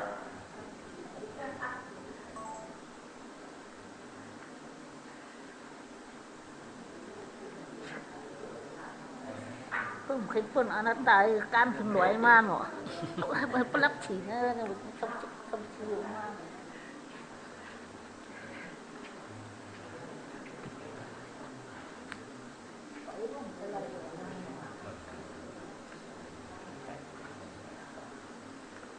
นี่น่ะค่ะแต่มือว่ามือชุดมันมาแต่ที่อยู่เพราะว่าข้างในจะหายมั่วด้วยทุกอย่างว่ามันหายมากกว่าวันนี้นะก็เป็นทางเกาดีอยู่มันไว้นี่ที่จริงเนี่ยนั่นเป็นมาเยอะท่านแหละแม่มันจ้างป้างมันนั่งกันเนี่ยเขาปึดกับมาตั้งเป็นไทยต้องจะหู้ตัวหู้มันเป็นฉังเป็นอนัตตาคนอนัตตาดิกันไหนปึดกับอนัตตาจบบ้างตายอายุดีกว่าปึดกับดูมาโอ้เมียหายไปแล้วเนี่ยนั่นก็วนดีวนเป็นอนัตตาดิอนัตตาเป็นอนัตตาที่ที่เสียนี่ที่แต่ว่าอนัตตาน่ะใครเกิดที่เกิดก็ถือว่ามันเคยไว้จังวันนั้นน่ะไว้นั่นเลยไม่ก็เป็นที่หันหนูแล้วก็วับเป็นหันข้าวหันใบกล้วยหรืออนัตตาน่ะเป็นนั่นนะบอกแต่อนัตตาก็ปล่อยขออนัตตาที่กะตีกันจริงนี่ป่านนั่นหนูมองมันก็สมาธิที่สมาธิกับป้าน่ะ อันว่าอนัตตาอันหันถึงอนัตตามันในแห้งมันตีมันมันกล่าวก้อยมันนี่ป่านเนี่ยกล่าวก้อยมันขาเนี่ยอันกว่านี่ป่านเมื่อนึงขาเขาเนี่ยนะกว่าเกี้ยงใหม่เขาใครแถวเกี้ยงใหม่เพราะห้ามกว่าเกี้ยงใหม่เพราะเนี่ยมือมีรวยมีกล้าเพราะห้ามยางให้เนี่ยขาขวานซ้ายขวานขายางตั้มยางดันดิ๊กยางขายกับข้าอย่างนี้สมาธิที่อย่างหนึ่งสมาธิกับป้าอย่างสมาธิอย่างสมาธิกับป้าอย่างอำหืมหน้าเดียเพียวอันนะ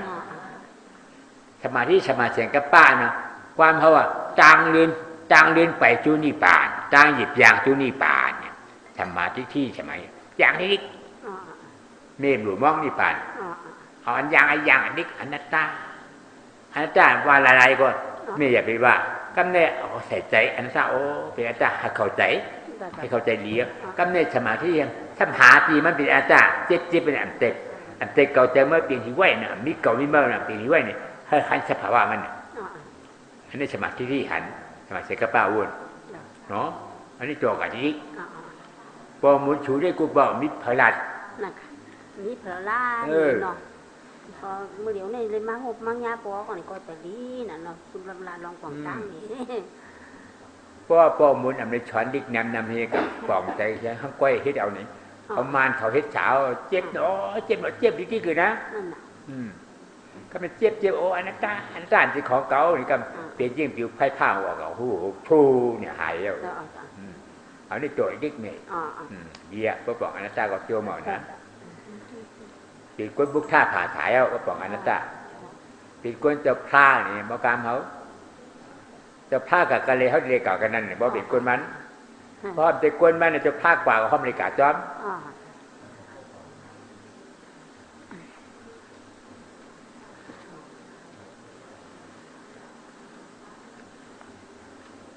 นี่น่ะเห็นอะไรข้าก็เพราะภาวนาให้เนี่ยมันก็เจ็บนั่นน่ะเจ็บปวดเพราะว่านัตตาเจ้าของเฮาเนี่ยก็มันก็แค่เจ็บติ๊ก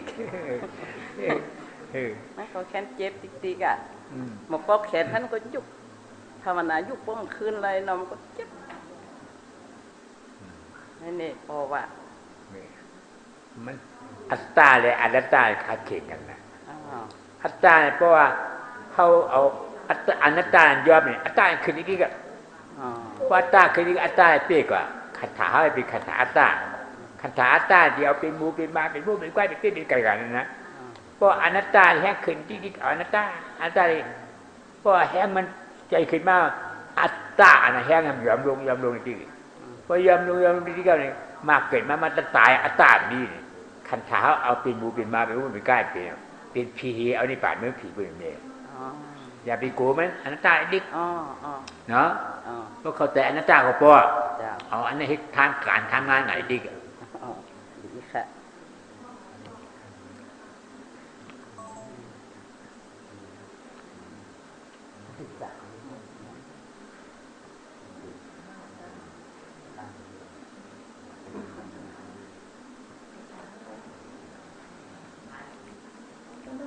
เมย์น่ะเจ็บอยู่เจ็บมันเจ็บหนำนะเจ็บรายวันกับคืนน่ะแล้วก็มือไว้วันนี่มันเจ็บมันบีบปัญขาในที่พูดอ่ะปุ๊บมันก็คุบอะไรหรอกอ่ะก็หายเอาแต่ไม่เป็นหือก็มันก็ลงเนาะนี่เมย์เจ็บมือที่พลาดแล้วมันพับนี่เนาะเจ็บมันขาปมนี่เจ็บนี่ครับพับในหายไปก่อนเจ็บแล้วมันบีดแต่พูดอะไรเจ็บมันเจ็บร้อนใจนะเจ็บพับนี่มันพลาดรับเพราะมันเปลี่ยนแนวเนี่ยใจได้มีเป่าหูในตัวเนี่ยเป่าหูเหมือนเนี่ยมีชังเพราะเป่าเนี่ยใช้เมาเนี่ยใช้มีชังเย็นใจยุ่งใจยางใจลุกใจลายใจเฮ้ยใจเย็นมามีเย็นอยู่เพราะเย็นเราชุกนี่เปียวโมนุเพราะเปียวโมนเกิดมาเลยโจมชื้อเป่าเมาเย็นโมนโจมในการของใจเป่าหูเมาหูเย็นฉี่มีจัง เปียวมวนจมชื่อเนี่ยเป่าเมาเย็นมวนจมมีอย่างนี้ก็มีอยู่ไปถึงแต่ตีมีตีกะเฮินตีเป็นกะเฮินน่ะเป็นกะเฮินนะหูข้าในมันเจ็บมันเค็งเอาไว้ในมันจะตายบ่มีอ่ะก็น่ะมันแตกอ่ะป้องแตกมันก็สุดชอบปรุงออกกับเหนียวนะพอปรุงก็มันก็เป่าเนาะว่าเจ้าเป่าก็เบาโหงในค่าดำหูตัวเพื่อข้าวหูก็ข้าพบไปเรื่องกับแผ่วเราแผ่วเบาว่ะมันเป็นเป่าวางหลงให้น่ะนะมันเป็นปากเป่าให้น่ะเนี่ยมันมีอันปอหมุนดัดเลยนะมีตราเป่าเมาเย็นมวนจมจะจมเนี่ยคือขึ้นมาพอมีหาอันเนี้ยเขานอนก่อนรับเหมือนเก่าอ่ะกูพอเขาจะนอนรับยาตัวมั้งนอนรับ1 โมง 2 โมงไงมันนอนเนี่ยตึมใครรับมันดีแต่กลางคืนเนี่ยมันดีมันนอนดีมันใครรับมันนอนรับมันดีเป่าเมาเย็นมวนจมนอนรับมันเป็นอะไร4-5 คืนนะมันก็เจ็บพอมันมาเจ็บก็มันแตกนะมันเจ็บมันเค็งหนาหวังตีแตกตีโซดมันก็โซดแตกทุบไหนก็โซดออกกันไหนวะเนี่ยพบในพวกอันในเปียปินน้องนางวิชาขายเป่าเมาเย็นมวนจมนอนรับจำได้เป็นกะเฮิรนน่ะเป็นกะเลยเพียนเนี่ยพบในแลใจเนี่ยนะเป่าใจนี่เป่าหูเมาอยู่เย็นอยู่โยอยู่จมอยู่นั่นแล้วพบในแลในใครปีกะเลยเพียนเนี่ยพบในแลใจ6 อันนั้นมีเป็นน้องนางวิชาขายที่ตาย6 ปอกตาย6 ปอกพอ7 ปอกก็เป็น5 ตายก่อนนี่ป่านึงเป่าเมาเย็นมวนจมนั่นรับ6 อันพบในแลเนี่ยตั้งใจว่าโอ้ก็เป็นน้องนางวิชาขาแล้วนางวิชาขาตาย6 ปอก7 ปอกเหตุก่อนนี่ป่านก็ดีกับจอมนางวิชาขาแล้วตั้งใจอันนั้นนะเจ้านี้เป่าเมาเย็นมวนโจมนั่นรับ6 อันพวกนี้ดีก็เดียวพวกมันฉาสู้เอานะเป็นน้องวิชาขาแล้วอัตตามีอัตตาตายเอาอัตตาดิที่ชาอัตตาอันยุ่มได้มาอันทันถึงว่าเป็นเก่ามีเก่า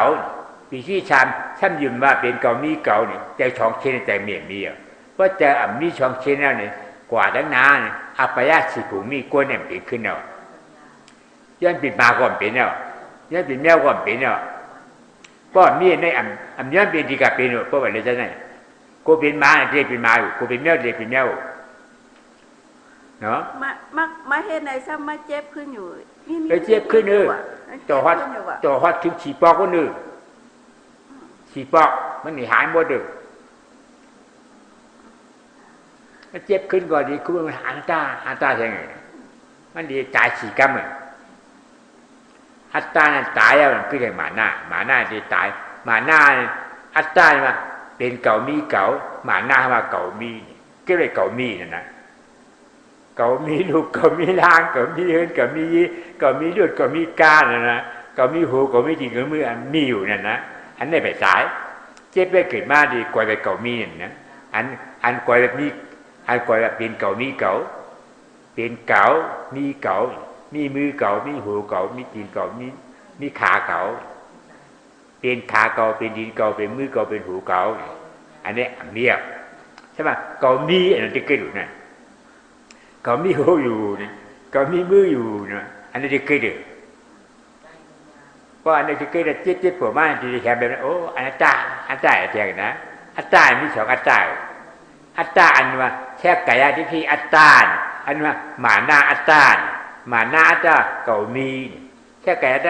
ยทิฏฐิว่ามีเก่าเป็นเก่าอันมีเก่าเป็นเก่าเมียก็เลยเก่ามีอันมาหนึ่งนะที่บอกมากดีกว่าใช้งานอันตานี่คือนะต่อฮอตถือฉีกรรมมันหนึ่งโมดูฉีปอก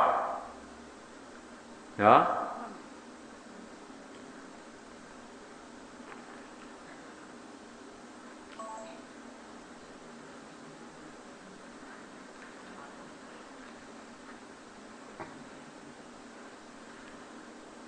เมียน่ะข้าเป็นหูจะเด็ดเนี่ยฮะหูจะจอดหูจะจอดหือเมียบนหือข้ามาบนหาอย่างในบนหายุคทัดน้ำทัดยุคทัดน้ำทัดอันจอดในห้องรูปจอกกันว่าย่อถาดน่ะนั่นเป็นรูปก็ในอันหูจอกในห้องมโนวิญญาณอันนี้เป็นนามจอกรูปเป็นนามจอกเป็นรูปผู้จักจอดเป็นนาม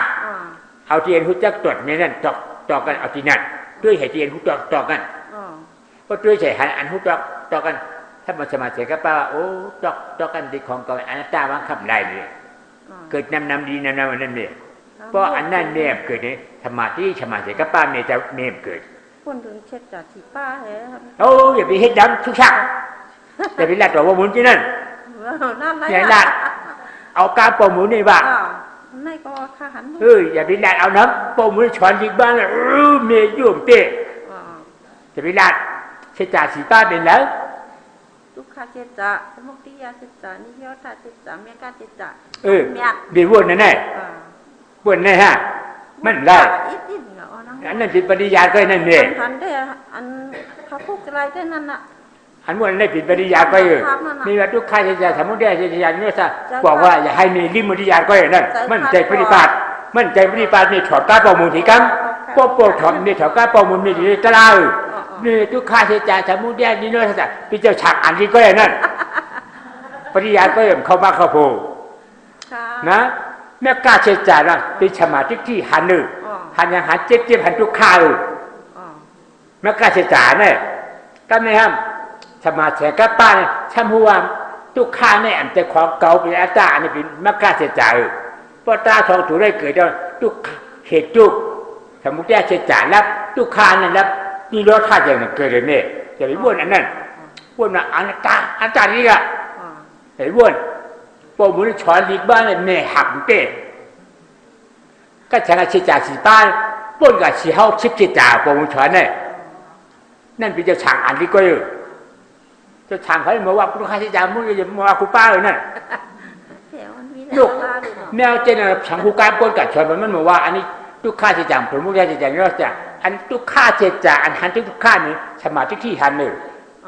อันนี้เป็นมากาเลยอันรู้ว่าธรรมะที่อันหันทุกข้าวนี่อันเจของเก่าอันนี้เป็นมากล้าเสียใจอันแน่กว่าได้ป่าหนึ่งเอาท่านช่างถูให้เฮ็ดดีๆหันตู้กวนมาตู้กันเจของเก่าตู้กวนมาทุกขั้นที่ของอันนี้มากล้าเสียใจ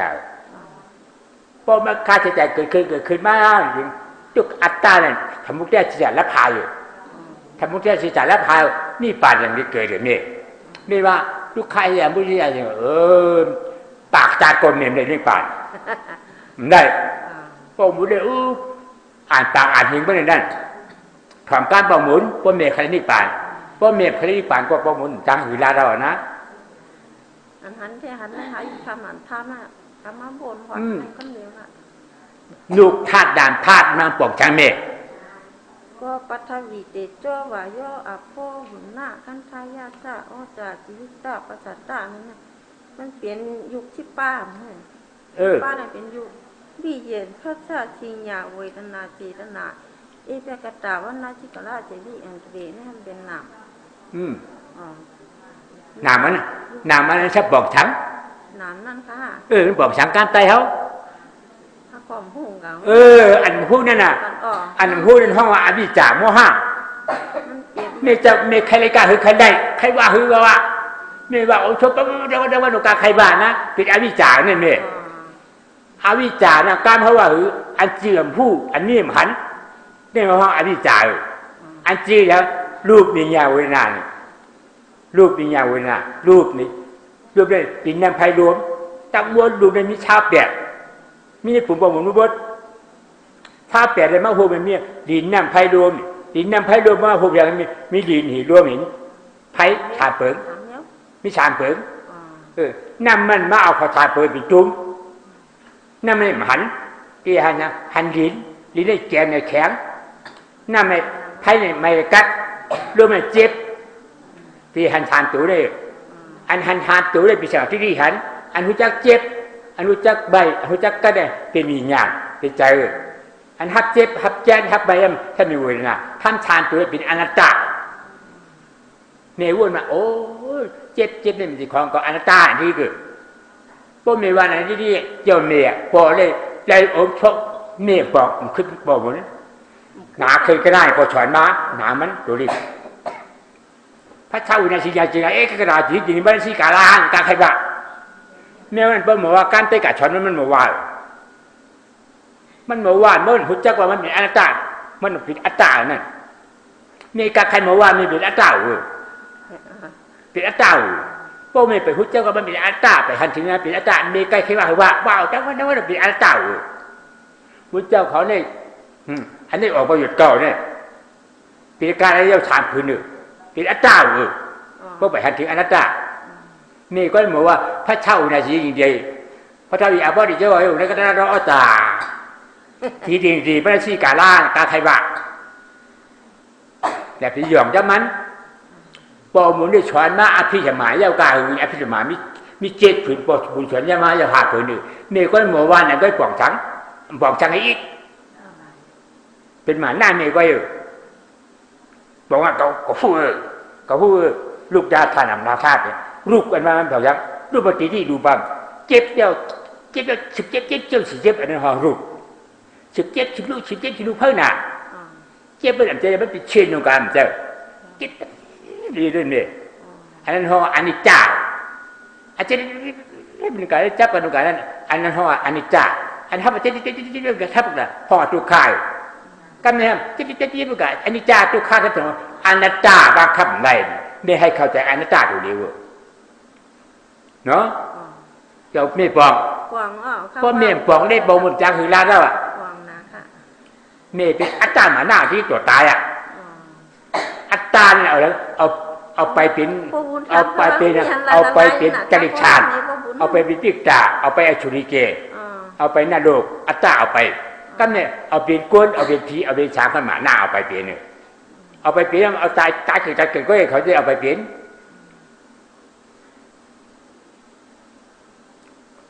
ธาตุในการบาลีการทำใจธาดีที่ธรรมโมธาดีที่ปากัจจบุติในเย้าเนี่ยธรรมโมอนัตตานะเจ็บเป็นอนัตตาปากัจจะไปไหนไม่ปากัจจะไปไหนอนัตตาผู้เจ็บเกิดกับก็จะไหนอันนี้วิญญาณเป็นอนัตตาหักเจ็บเนี่ยหุ่นหนามีอนัตตานี่แหละธาตุการปฏิบัติธาตุในการเขาว่าปากัจจะไปอยู่ที่ไหนอันปากัจจะไปที่ไหนเนี่ยเป็นอนัตตาเป็นธรรมะธาตุเนี่ยธรรมะธาตุอนัตตาปากัจจะไปที่ไหนตรงนี้หาปากัจจะไปเป็นอนัตตาไม่เข้าใจเพราะไม่เข้าใจพอมันจังแล้วจังแล้วเมย์เขาก็บอกว่าพระเจ้าในสิ่งใดสิ่งใดก็จริงไม่ใช่การล่างเพราะว่ากันนายก็บอกฉัน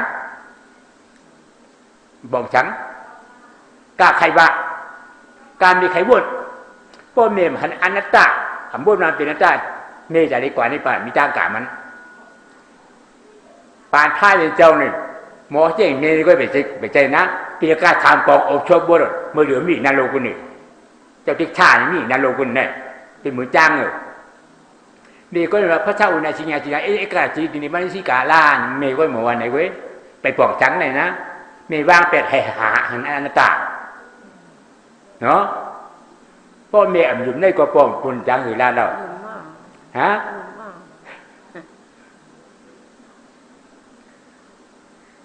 จะเข้าใจเข้าใจแล้วเนี่ยเจ็บไม่เป็นเถอะป๊อบมีเข้าใจในป้อทำดูรอดอย่างมันทุกข้าใช้แต่โมเดลโน้ตถ้าจะการมีใครบ้าก็เมย์ผันอันนี้เป็นปริญญาตัวอยู่ก็ว่านั่นก็ว่าได้ว่าเป็นอนัตตาปู่ถามค่ะมันมีอย่างหลายๆของมันไหนค่ะก็รัดเนี้ยอนัตตามีการหรือพอถามนะนี่ทุกข้าวเวทนาเนี่ยนี่ช่องชุกข้าวเวทนาถ้ามีการ60 ปลายช่องอุเบกขาเวทนาถ้ามีการ50 ปลายหักนะมีการเหือเนี่ยนี่ค่อยบอกว่ากันนานค่อยบอกจังฮะ อันในประมวลของมีในโชว์บนหมดเลยไม่อย่าไปบ้วนใส่พิษจะพิษทุกข้าเสียจ่าทำมุกได้เสียจ่าแล้วเสียจ่าเนี่ยว่าก็คือว่าป้อมหันถึงทุกข้าหันทุกข้าเนี่ยเป็นนักกาเสียจ่าอันว่าทุกข้าเนี่ยเป็นของต่อเป็นนักกาเสียจ่านักกาเสียจ่าหนึ่งสมาธิสมาเสียงกระป้าอันนี้นักกาเสียจ่าทุกข้าเสียจ่าท่านนี้ช้างเนี่ยรูปดูไหมรูปแยกขันธาวิญญาณขันธาสิ่งแยกขันธาเส้นขาแรกขดาวิญญาณขันธาขันธาห้าเปิดไงมาหุบกันรูปวิญญาณเวทนานะนี่เป็นขันมาเป็นขันสามกันขันสามขันมาหุบจากรูป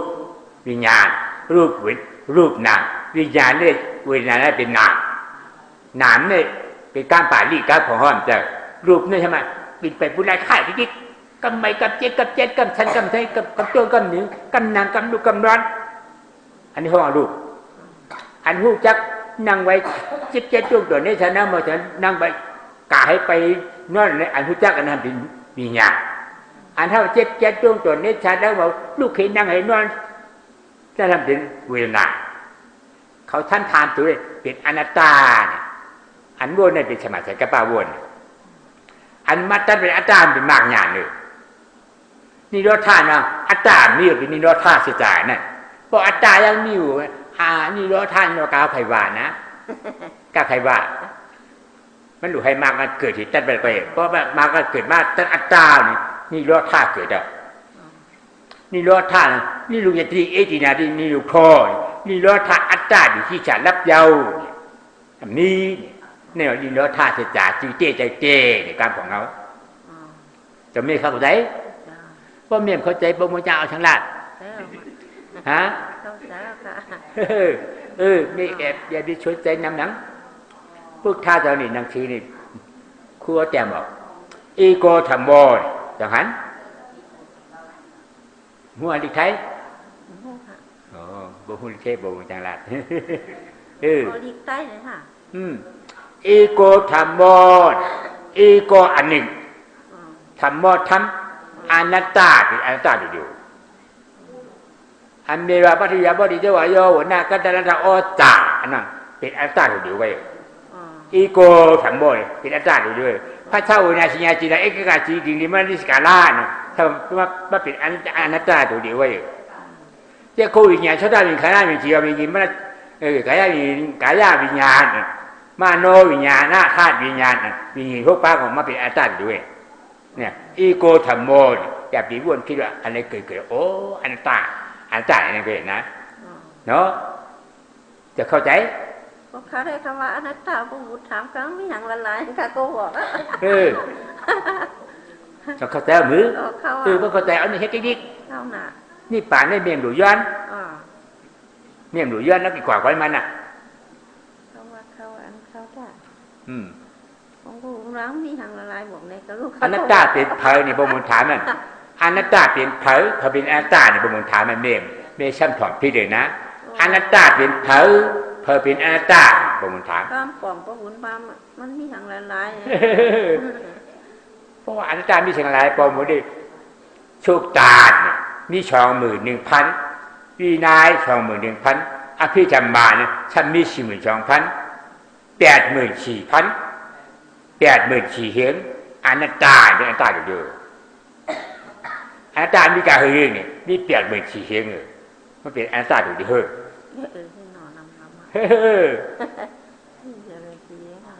บ่ไม่เข้าใจนี่ก็บ่มุนจั่วมั้งเข้าใจว่าบ่มุนยอมกรรมฐานหมอลิเขียวยอกรรมฐานมาปีเมือง46ปียอมีพลานนี่ยอหมดที่คือเมื่อรู้ยองอาจจะปีคือตัวรู้ให้ยองว่ายองกับท่านหมดนั่นมันมีที่ไหนฮะตุ้งกินเขาชอบตัวรู้ยองกับท่านหมดนั่นปมหมดยองมาตาเขานั่น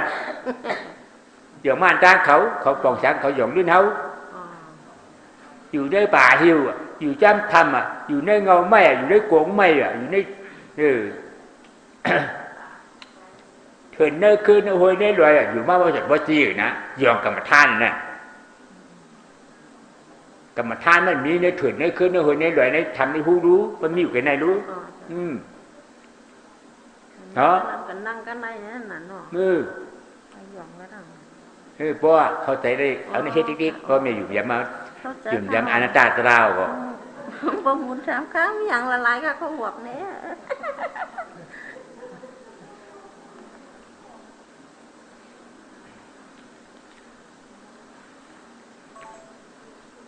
เมียน่ะเมียหันเป็นหือเนี่ยขันถาตัวด้วยเมียอันมันเจ็บอ่ะเจ็บได้เป็นว่ายศธาแบบนี้ว่ายศธาเจ็บแกนฉันไว้โต้งตอดเข้าออกยุบพองอันนี้เป็นว่ายศธาอันนั้นอนัตตาเราเป็นนั่นน่ะนั่นห้อรูปอนัตตาก็ไม่อันผู้เจ็บเมอันนั้นห้อวิญญาณนามอนัตตาอันถ้าประเจ็บนี่ที่เมนห้อเวทนาอนัตตาท่านถามจุได้เมให้หันจิตใจผู้เจ็บเนี่ยเจ็บมันเจ็บมันหูเมอันใจหูเจ็บเนี่ยอัตตาเกิดกับใจหูเจ็บแต่หูเจ็บเพราะอัตตาเกิดมาใจหูเจ็บเป็นใจหูว่าเนี่ยขาเก่าเจ็บเพราะว่าขาเก่าเจ็บอัตตาเกิดอย่าไปเห็นอัตตาว่าขาเก่าเจ็บโอ้อัตตาตัดหนาอัตตาที่เกิดเนี่ยเจ็บกระไรเจ็บขาโหกินมือเนี่ยเป็นของเป็นหยาบเป็นของอัตตาเอาที่เจ็บเป็นอันเดียวอย่าไปดูดีขาเจ็บอย่าไปดูดีหัวเข่าเจ็บอย่าไปดูดีจ้องเจ็บดูที่ใจหูเจ็บเนี่ยเพราะใจหูเจ็บเนี่ยนี่ก็เจ็บนี้ด้วยใจหูเจ็บเป็นโอ้อนัตตาวางคำใดเป็นของเก่าอย่างนี้คือเนาะก็ไม่เข้าใจเป็นพวกไม่เข้าใจปูนขาเมื่อกี้ขาหามันนั่งว่ะพวกหานั่งต้องก็คนจำใครฮักพวกขาลูกกาไปให้ทำเอาหายพวกมาหานั่งเป็นนันแท่งขับไปกับนอนทำนอนไรอันข้าวพ่อหยาหากินยาข้าวกินข้าวปังตลาดตายข้ามยินปัวคายกันนั่งแทงลูกข้าวไหนมันนั่งเหยวนปั่นของแก้วแค้นออกมันใครเกิดอะไรเกิดเนี่ยนั่งกรรมฐานเนี่ยไม่มีการของเขานะจุกเอากรรมฐานนี่เพิ่มละนอนเอากรรมฐานนี่เพิ่มละไปกาไปมาเอากรรมฐานนี่เพิ่มละก็นั่งกรรมฐานบดคนในเมืองไทยเมืองมานะหมดนะกรรมฐานแทงในมันก็คนแท้นั่งกรรมฐานให้เจ้านั่งกรรมฐานพุทธาเจ้านั่งเห็นในมากไรผลเจ้าชาลิบุรานั่งเห็นเป็นยานตาจะมอกกันก็นั่งเห็นเป็นยานตาอันนี้อยากเขาเจ้าดโมจังปีเด่นชีอาแฉงขีจ้างนะมั้งเช้าชีอาแฉงขีนะกูกี่ล้านป้องว่าแฉงหนึ่งนั่งเห็นเอาไม่หมดเด้ออันไปกับไปมาเห็นอันนอนเห็นเลยกรรมฐานมีฉานเจ้าไว้ไปกับไปมาเลยกรรมฐานเลยมากเลยผลเด่นเผาเนี่ยเจ้ามหาชีว่าเจ้าปุกที่เจ้าคู่ป่าล่าเจ้าหลิวตาไม่ฉานเจ้าน้อยเอากรรมฐานเนี่ยมีเจ้ากลุ่มตาบ้านหลิวไว้นะหรือนั่นนั่งเอาหมดเจ็บก็คือเจ็บเนี่ยมันเป็นอนัตตาไว้นะอันเจ็บมันเป็นของเขาเข้าใจละเจ็บก็เจ็บมันเป็นของเก่าเนี่ยดึงกันเดียวไว้บุเรียวเนี่ยมันดิเจ็บนักกันในนี่พ่อแม่หันเจ็บเนี่ยหันเจ็บเนี่ยก่อนกูเจ็บป้อนกูเจ็บก่อนแม่ก็ใครป้อนอ่ะเจ็บมันพ่อแม่ใครป้อนเจ็บนี่ก็ตั้งแต่ป้อนเจ็บมันก็แม่หา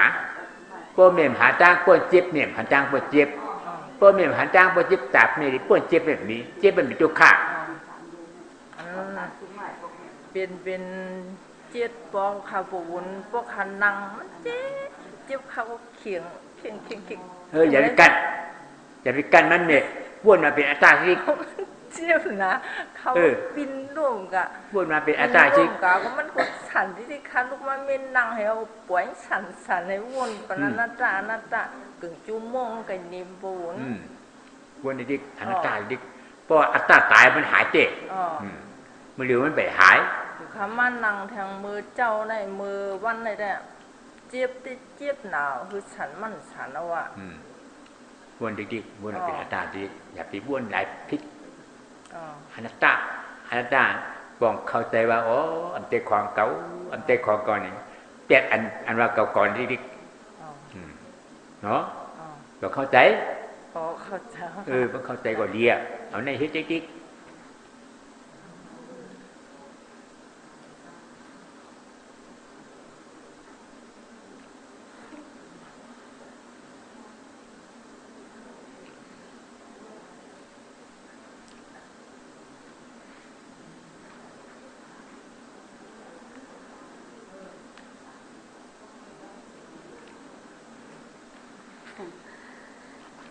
บอกว่าโอ้โหเนี่ยเจ็บทำอะไรโก้ค่ะเจ็บนะโหมีเมโหมีเจ็บมีเจ็บมันเป็นอัตตาโหอันนั้นเป็นอัตตาโหเก่าอันนั้นนะเพราะว่าโหเก่ามีก็เจ็บก็มี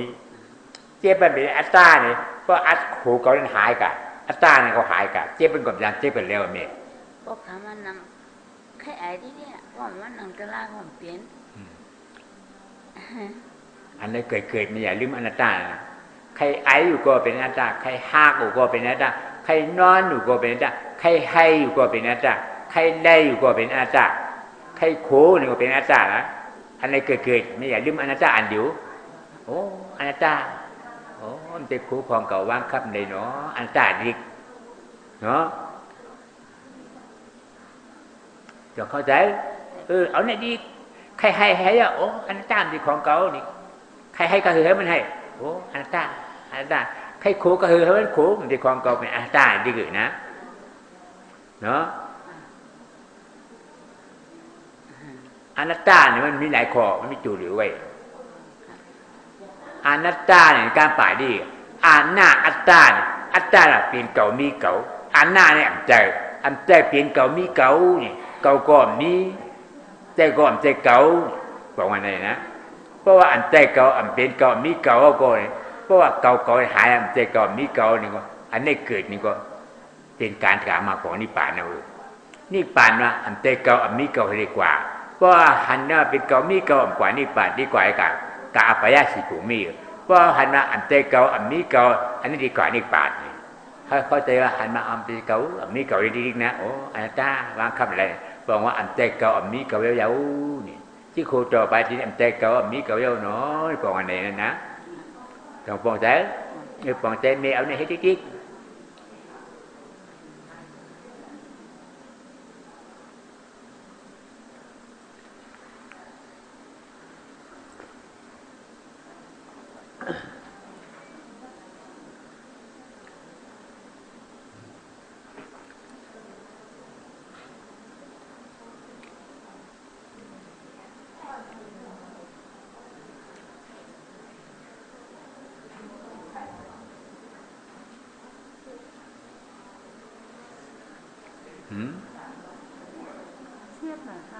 เจ็บเขาเจ็บอันนั้นจ้างแต่เก่าเจ็บแต่เก่าทำบุญเปลืองพ่องามมือนี่ไงcái này có chépมันเจ็บแล้วก็มันได้เจ็บมันลงขึ้นแล้วก็ไตขึ้นมาหัดบอกก็มันบอกว่าแล้วตามันจะถูกก็รู้ปลูกพ่องามเลยที่พอต่อไปถึงมันจะทำมันหรอว่าว่าถึงกับ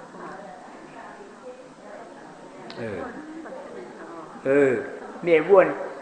วนลายใหญ่มีว้วนเมียนี่หันว้วนเนี่ยหันว้วนอันหันได้เป็นสังสมาธิที่หันอันว้วนนี่เขาอาจสมาธิกับป้าว้วนว่าอนัตตาอันหันทิ้งเฉพาะอันนี้มีจืดเมียเจ็บอันว่าอย่างนี้มีการของเขาอยู่นะเจ็บอันมีจืดอันหันอยู่นั่นอันนั้นเป็นตัวอนัตตานะออกอันว่าเจ็บเนาะเจ็บเป็นการของเขาอันนี้เป็นของอนัตตาหันถึงเฉพาะเจ็บอยู่อันมิจิอันนั้นเขาว่าสมาธิที่หันเพราะสมาธิที่หันเจ็บอันมิจิอยู่นั่นนี่เอาสมาธิกับว่าอันเตะคู่ของเขาวางคำใดนี่อันที่ของเขาเอาผู้ฝึกฟ้องงานมันใดทำช่องตัวนี้อันหนึ่งหันอันหนึ่งวนอันวนสมาธิกับป้าถ้าขาขึ้นเพียงกันวนหนูลายมีวนลายมีอันมีอันหันนี่ก่อนเลยมีอันหันเจ็บอยู่นี่มีช่ำวนมาเป็นอาจารย์นี่ก่อนเลยอันหนึ่งหันอันหนึ่งวนอันหันเจ็บว่าหันทุกข้าวนว่าสมุทัยสัจจะเหตุเจ็บเป็นอัตตาเพราะอัตตามีกว่าเจ็บมีวางเป็นอาชีพเจ็บอัตตาที่กันเนี่ยเนาะอย่าไปกลัวมันพี่ปัจนานะพี่ปัจนาการของเขาการป่ารีมใจการของเขาว่าหันเจ็บในห้องวิปัสนาภาวนาว่าเจ็บใจเก่าอันนี้มันเป็นภาวนานะเนาะอันนี้พอมีอันนี้เป็นวิปัสนาภาวนาวิปัสนาภาวนาเพราะว่าน้ำมันนี่กว่านี่ป่านเนี่ย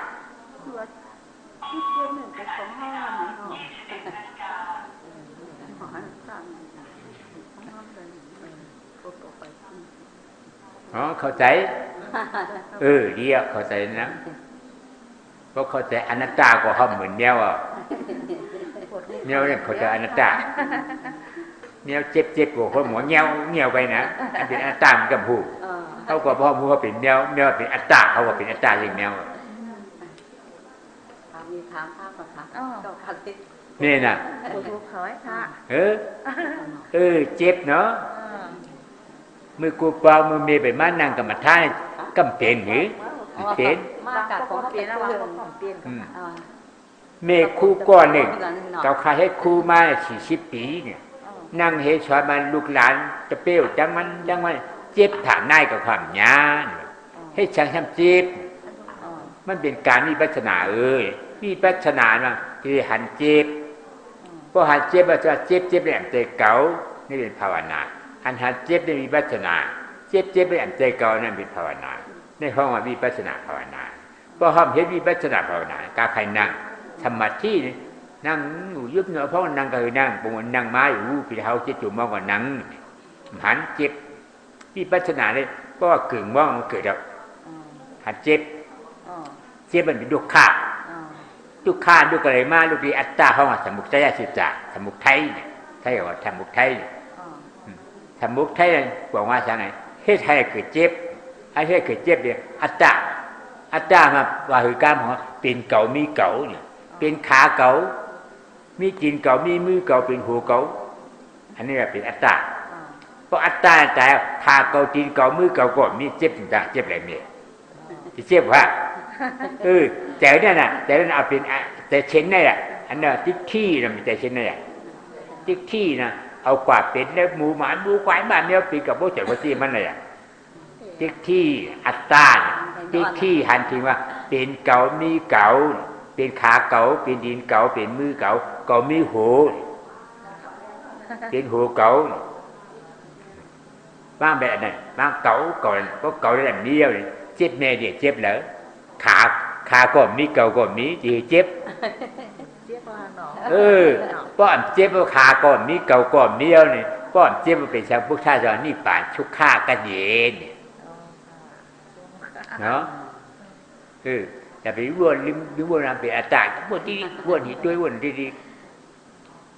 นี่น่ะอันเจ็บเก่าฮะเขาทำเมา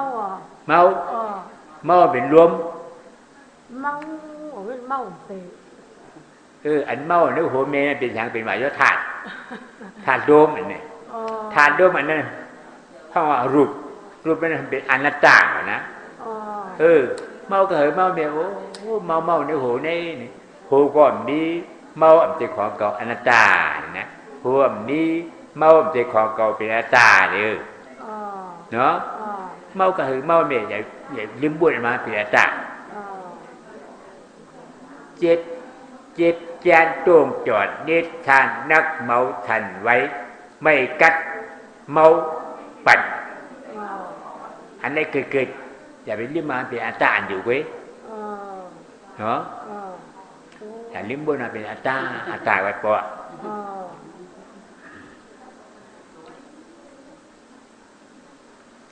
นี่นะข้าก็ตึกมวยหรือตึกอย่างท่านเนี่ยđó đầu phủ đó มันเป็นผังมวยเป็นเผาแล้วหน้าตาค่ะว่าคำใดเนาะเดียวเพราะว่าจัดแนวเขาป่วยแนวนะแนวขามันมวยอยู่เพราะมันเป็นอาจารย์แนวก่อนหูเข้าก่อนมือกูบอกขาเขาคัดด่านมีไปก็รู้อ่อนเนี่ยเป็นขาเก่าเนี่ยเป็นอัตตานะขาเก่าคาดมีปันแดเนี่ยมีของอัตตาเนี่ยแนวก็เป็นอัตตาเขาก็เป็นอัตตาเหมือนกันดังแมวเขา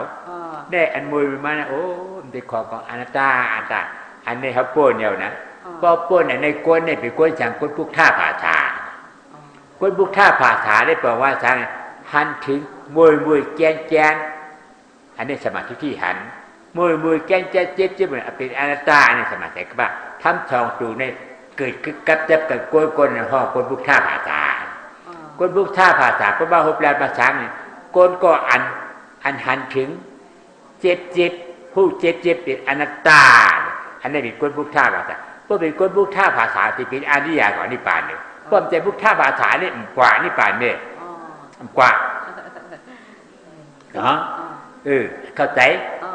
เดียวนี่น่ะถูกตรงค่ะเหมือนกันเหมือนกันหมดนี่น่ะเจ็บเลยค่ะคันเมาเจ็บขึ้นอันนั้นน่ะอนัตตาทุกข้าเฉจานั่นเป็นนั่นน่ะทุกข้าเฉจาเจ็บปั่นเมาขึ้นโว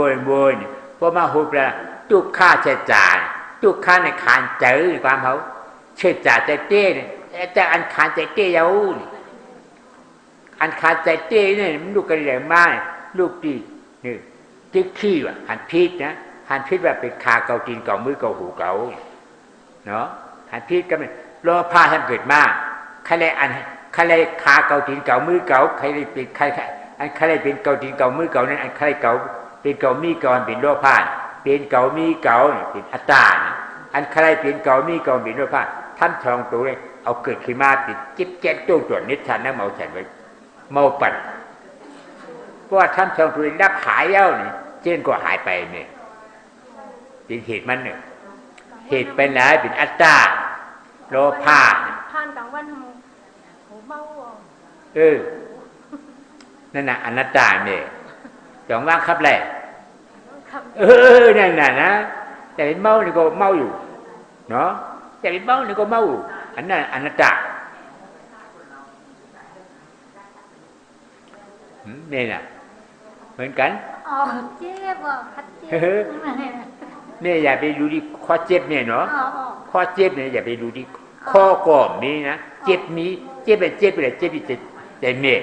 ใจในห้องว่าใจโจท่ามาทุกข้าวเวทนาฮับอะไรฮับเอาใจมันดีอาจารย์เจ็บใจใครเจ็บมันเนี่ยใจโจท่านะใจฮับเจ็บเนี่ยหาให้หันจีใจฮับเจ็บโอ้อันต้านติดของเก่าเนาะอันต้านติดของเอาดิ้งนะเพราะอันต้านหายเจ็บเนี่ยก็ที่หายนะหายบอกหมุนรับรองหายอย่าไปลืมอนัตตาอันเดียวธรรมาที่เนี่ยหันเจ็บธรรมาเสียงขบัดเจ็บเนี่ยใจเก่า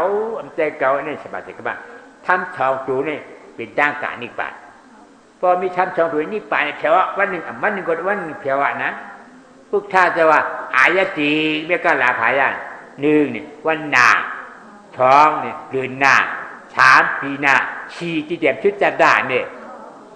ในหน้าชีนานาหนึ่งก็นาหนึ่งเก่าพุกธาตุหับพ้องวันเดียวเนี่ยพุกธาตุเจ้าเนี่ยนะอย่าลืมมวนดีๆนะเข้าใจเนี่ยนะ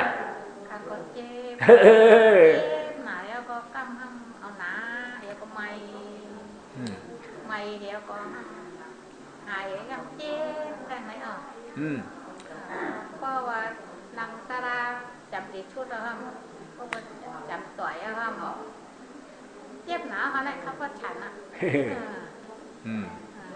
เนาะป้อมหันเจ็บทำกูเจ็บป้อมกูเจ็บก่อนใครป้อนเจ็บป้อมใครป้อนเจ็บก่อนหาตั้งป้อนเจ็บป้อมหาตั้งป้อนเจ็บหันตั้งป้อนเจ็บป้อมหันตั้งป้อนเจ็บเนี่ยจะคือป้อนมันใดเนี่ยเจ็บเป็นจุกขาโกเจ็บในห้องว่าปัญญาห้องว่ามุจิจุเมียกระตายเนี่ยคันแล้วเจ็บอันนี้ว่าคันเลยหันเจ็บโกเจ็บคันเลยเจ็บแต่ชิ้นนี้เกิดมาป้อมคันเลยเจ็บแล้วเนี่ยเกิดมาเนี่ยโอ้เจ็บคันเลยอนัตตาอันนี้หาตาก็หันถึงอนัตตาอยู่จริงอันนี้ลูกที่อนัตตาออกกว่าอนัตตาปิตาออกกว่าเจ็บเอาสมาธิหาอนัตตาธรรมะที่สำคัญเฉพาะอนัตตาอยู่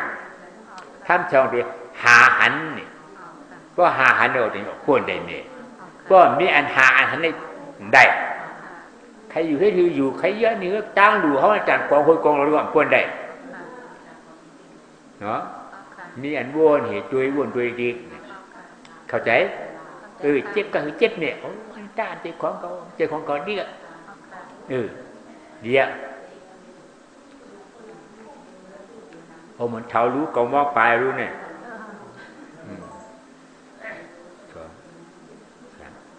2 3 4 3 món 4 món 5 mónนี่ก็เจ็บฮะ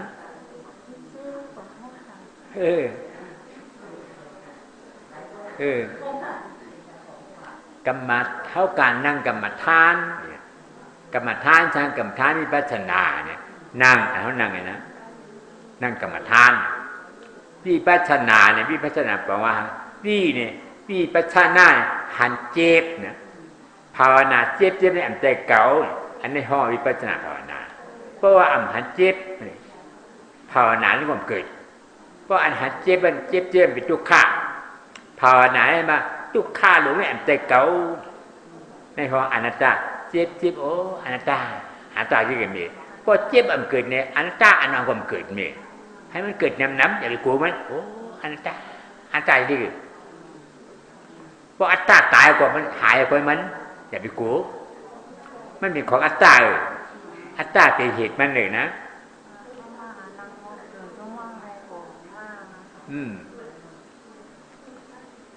อยากกลัวมันวนดิ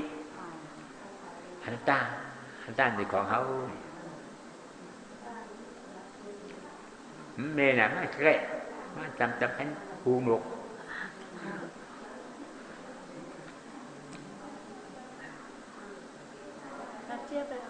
เจ็บหาเจ็บนี่นะเขาพูดเนี่ยนะเอาเจ้าว่าเจ็บใจเขาพูดเนี่ยเนาะพูดเนี่ยจริงทำพูดแล้วทำหันอันพูดว่าอนัตตาใจเก่าอันน่ะเป็นสมาเสียงกระป้าก็พูดก็มันอยู่ในหันอันเจ็บ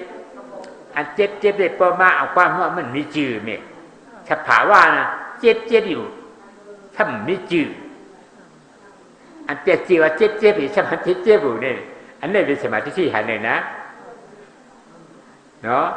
อันหนึ่งหันเจ็บอันว่าเหตุเจ็บเป็นอัตตาเก่าเจ็บเป็นทุกข์เก่าเรื่องเป็นเหตุทุกข์เอาเป็นเหตุเก่าอนัตตาบอกว่าเอาเป็นอัตตาเอาอัตตาเก่าๆเอาเมื่อยาวมันเป็นทุกข์เนี่ยนะบอกว่าไงเขาไม่เข้าใจเอาในที่นี้โอ้อนัตตาที่มันจะเก่าอุปเปิดพองงามเลยมักคับเลยใช่เขาว่านะเนาะเกิดน้ำดีน้ำเพราะอันนี้เกิดนี่ธรรมาที่หันเจ็บในความเกิดธรรมาเสียงก็ว่าเจ็บได้อันเป็นความเก่าอันนั้นความเกิดเพราะท่านเข้าสู่ได้เกิดนี่ไม่ได้เข้ากับสมาธิเพราะความสมาธิเอาเย็นอยู่ตัวเย็นอยู่เพราะไม่ตายมากกว่าเป็นช้างเลยถ้ามาตายเกิดแกล้งก่อนนะเพราะไม่หันถึงเจ็บได้อันเป็นเก่าเจ็บได้อันเป็นเก่ากันนี่ชุดว่าเก่านะมักจะตายไปเลยมักจะตายอันเกิดขึ้นเพราะตายเกิดขึ้นเนี่ยเมกว่านิพพานนะกว่านิพพานนะความของป่านี่ความเพราะว่าอันตายเพราะอันตายก่อนเกิดเพราะตายเกิดเป็นทุกข์เพราะอันตายอันเกิดก็ทุกข์อันนี้เป็นทุกข์เนี่ยเนาะให้กับพอถึงที่อันตายอันเกิดบางอัตตาดิบางอัตตาเอาตายเกิดที่นี่อนัตตาเอาตายเอาโมเกิดเอาให้เลยอนัตตาเนาะเดียวถามว่าไปเหรอ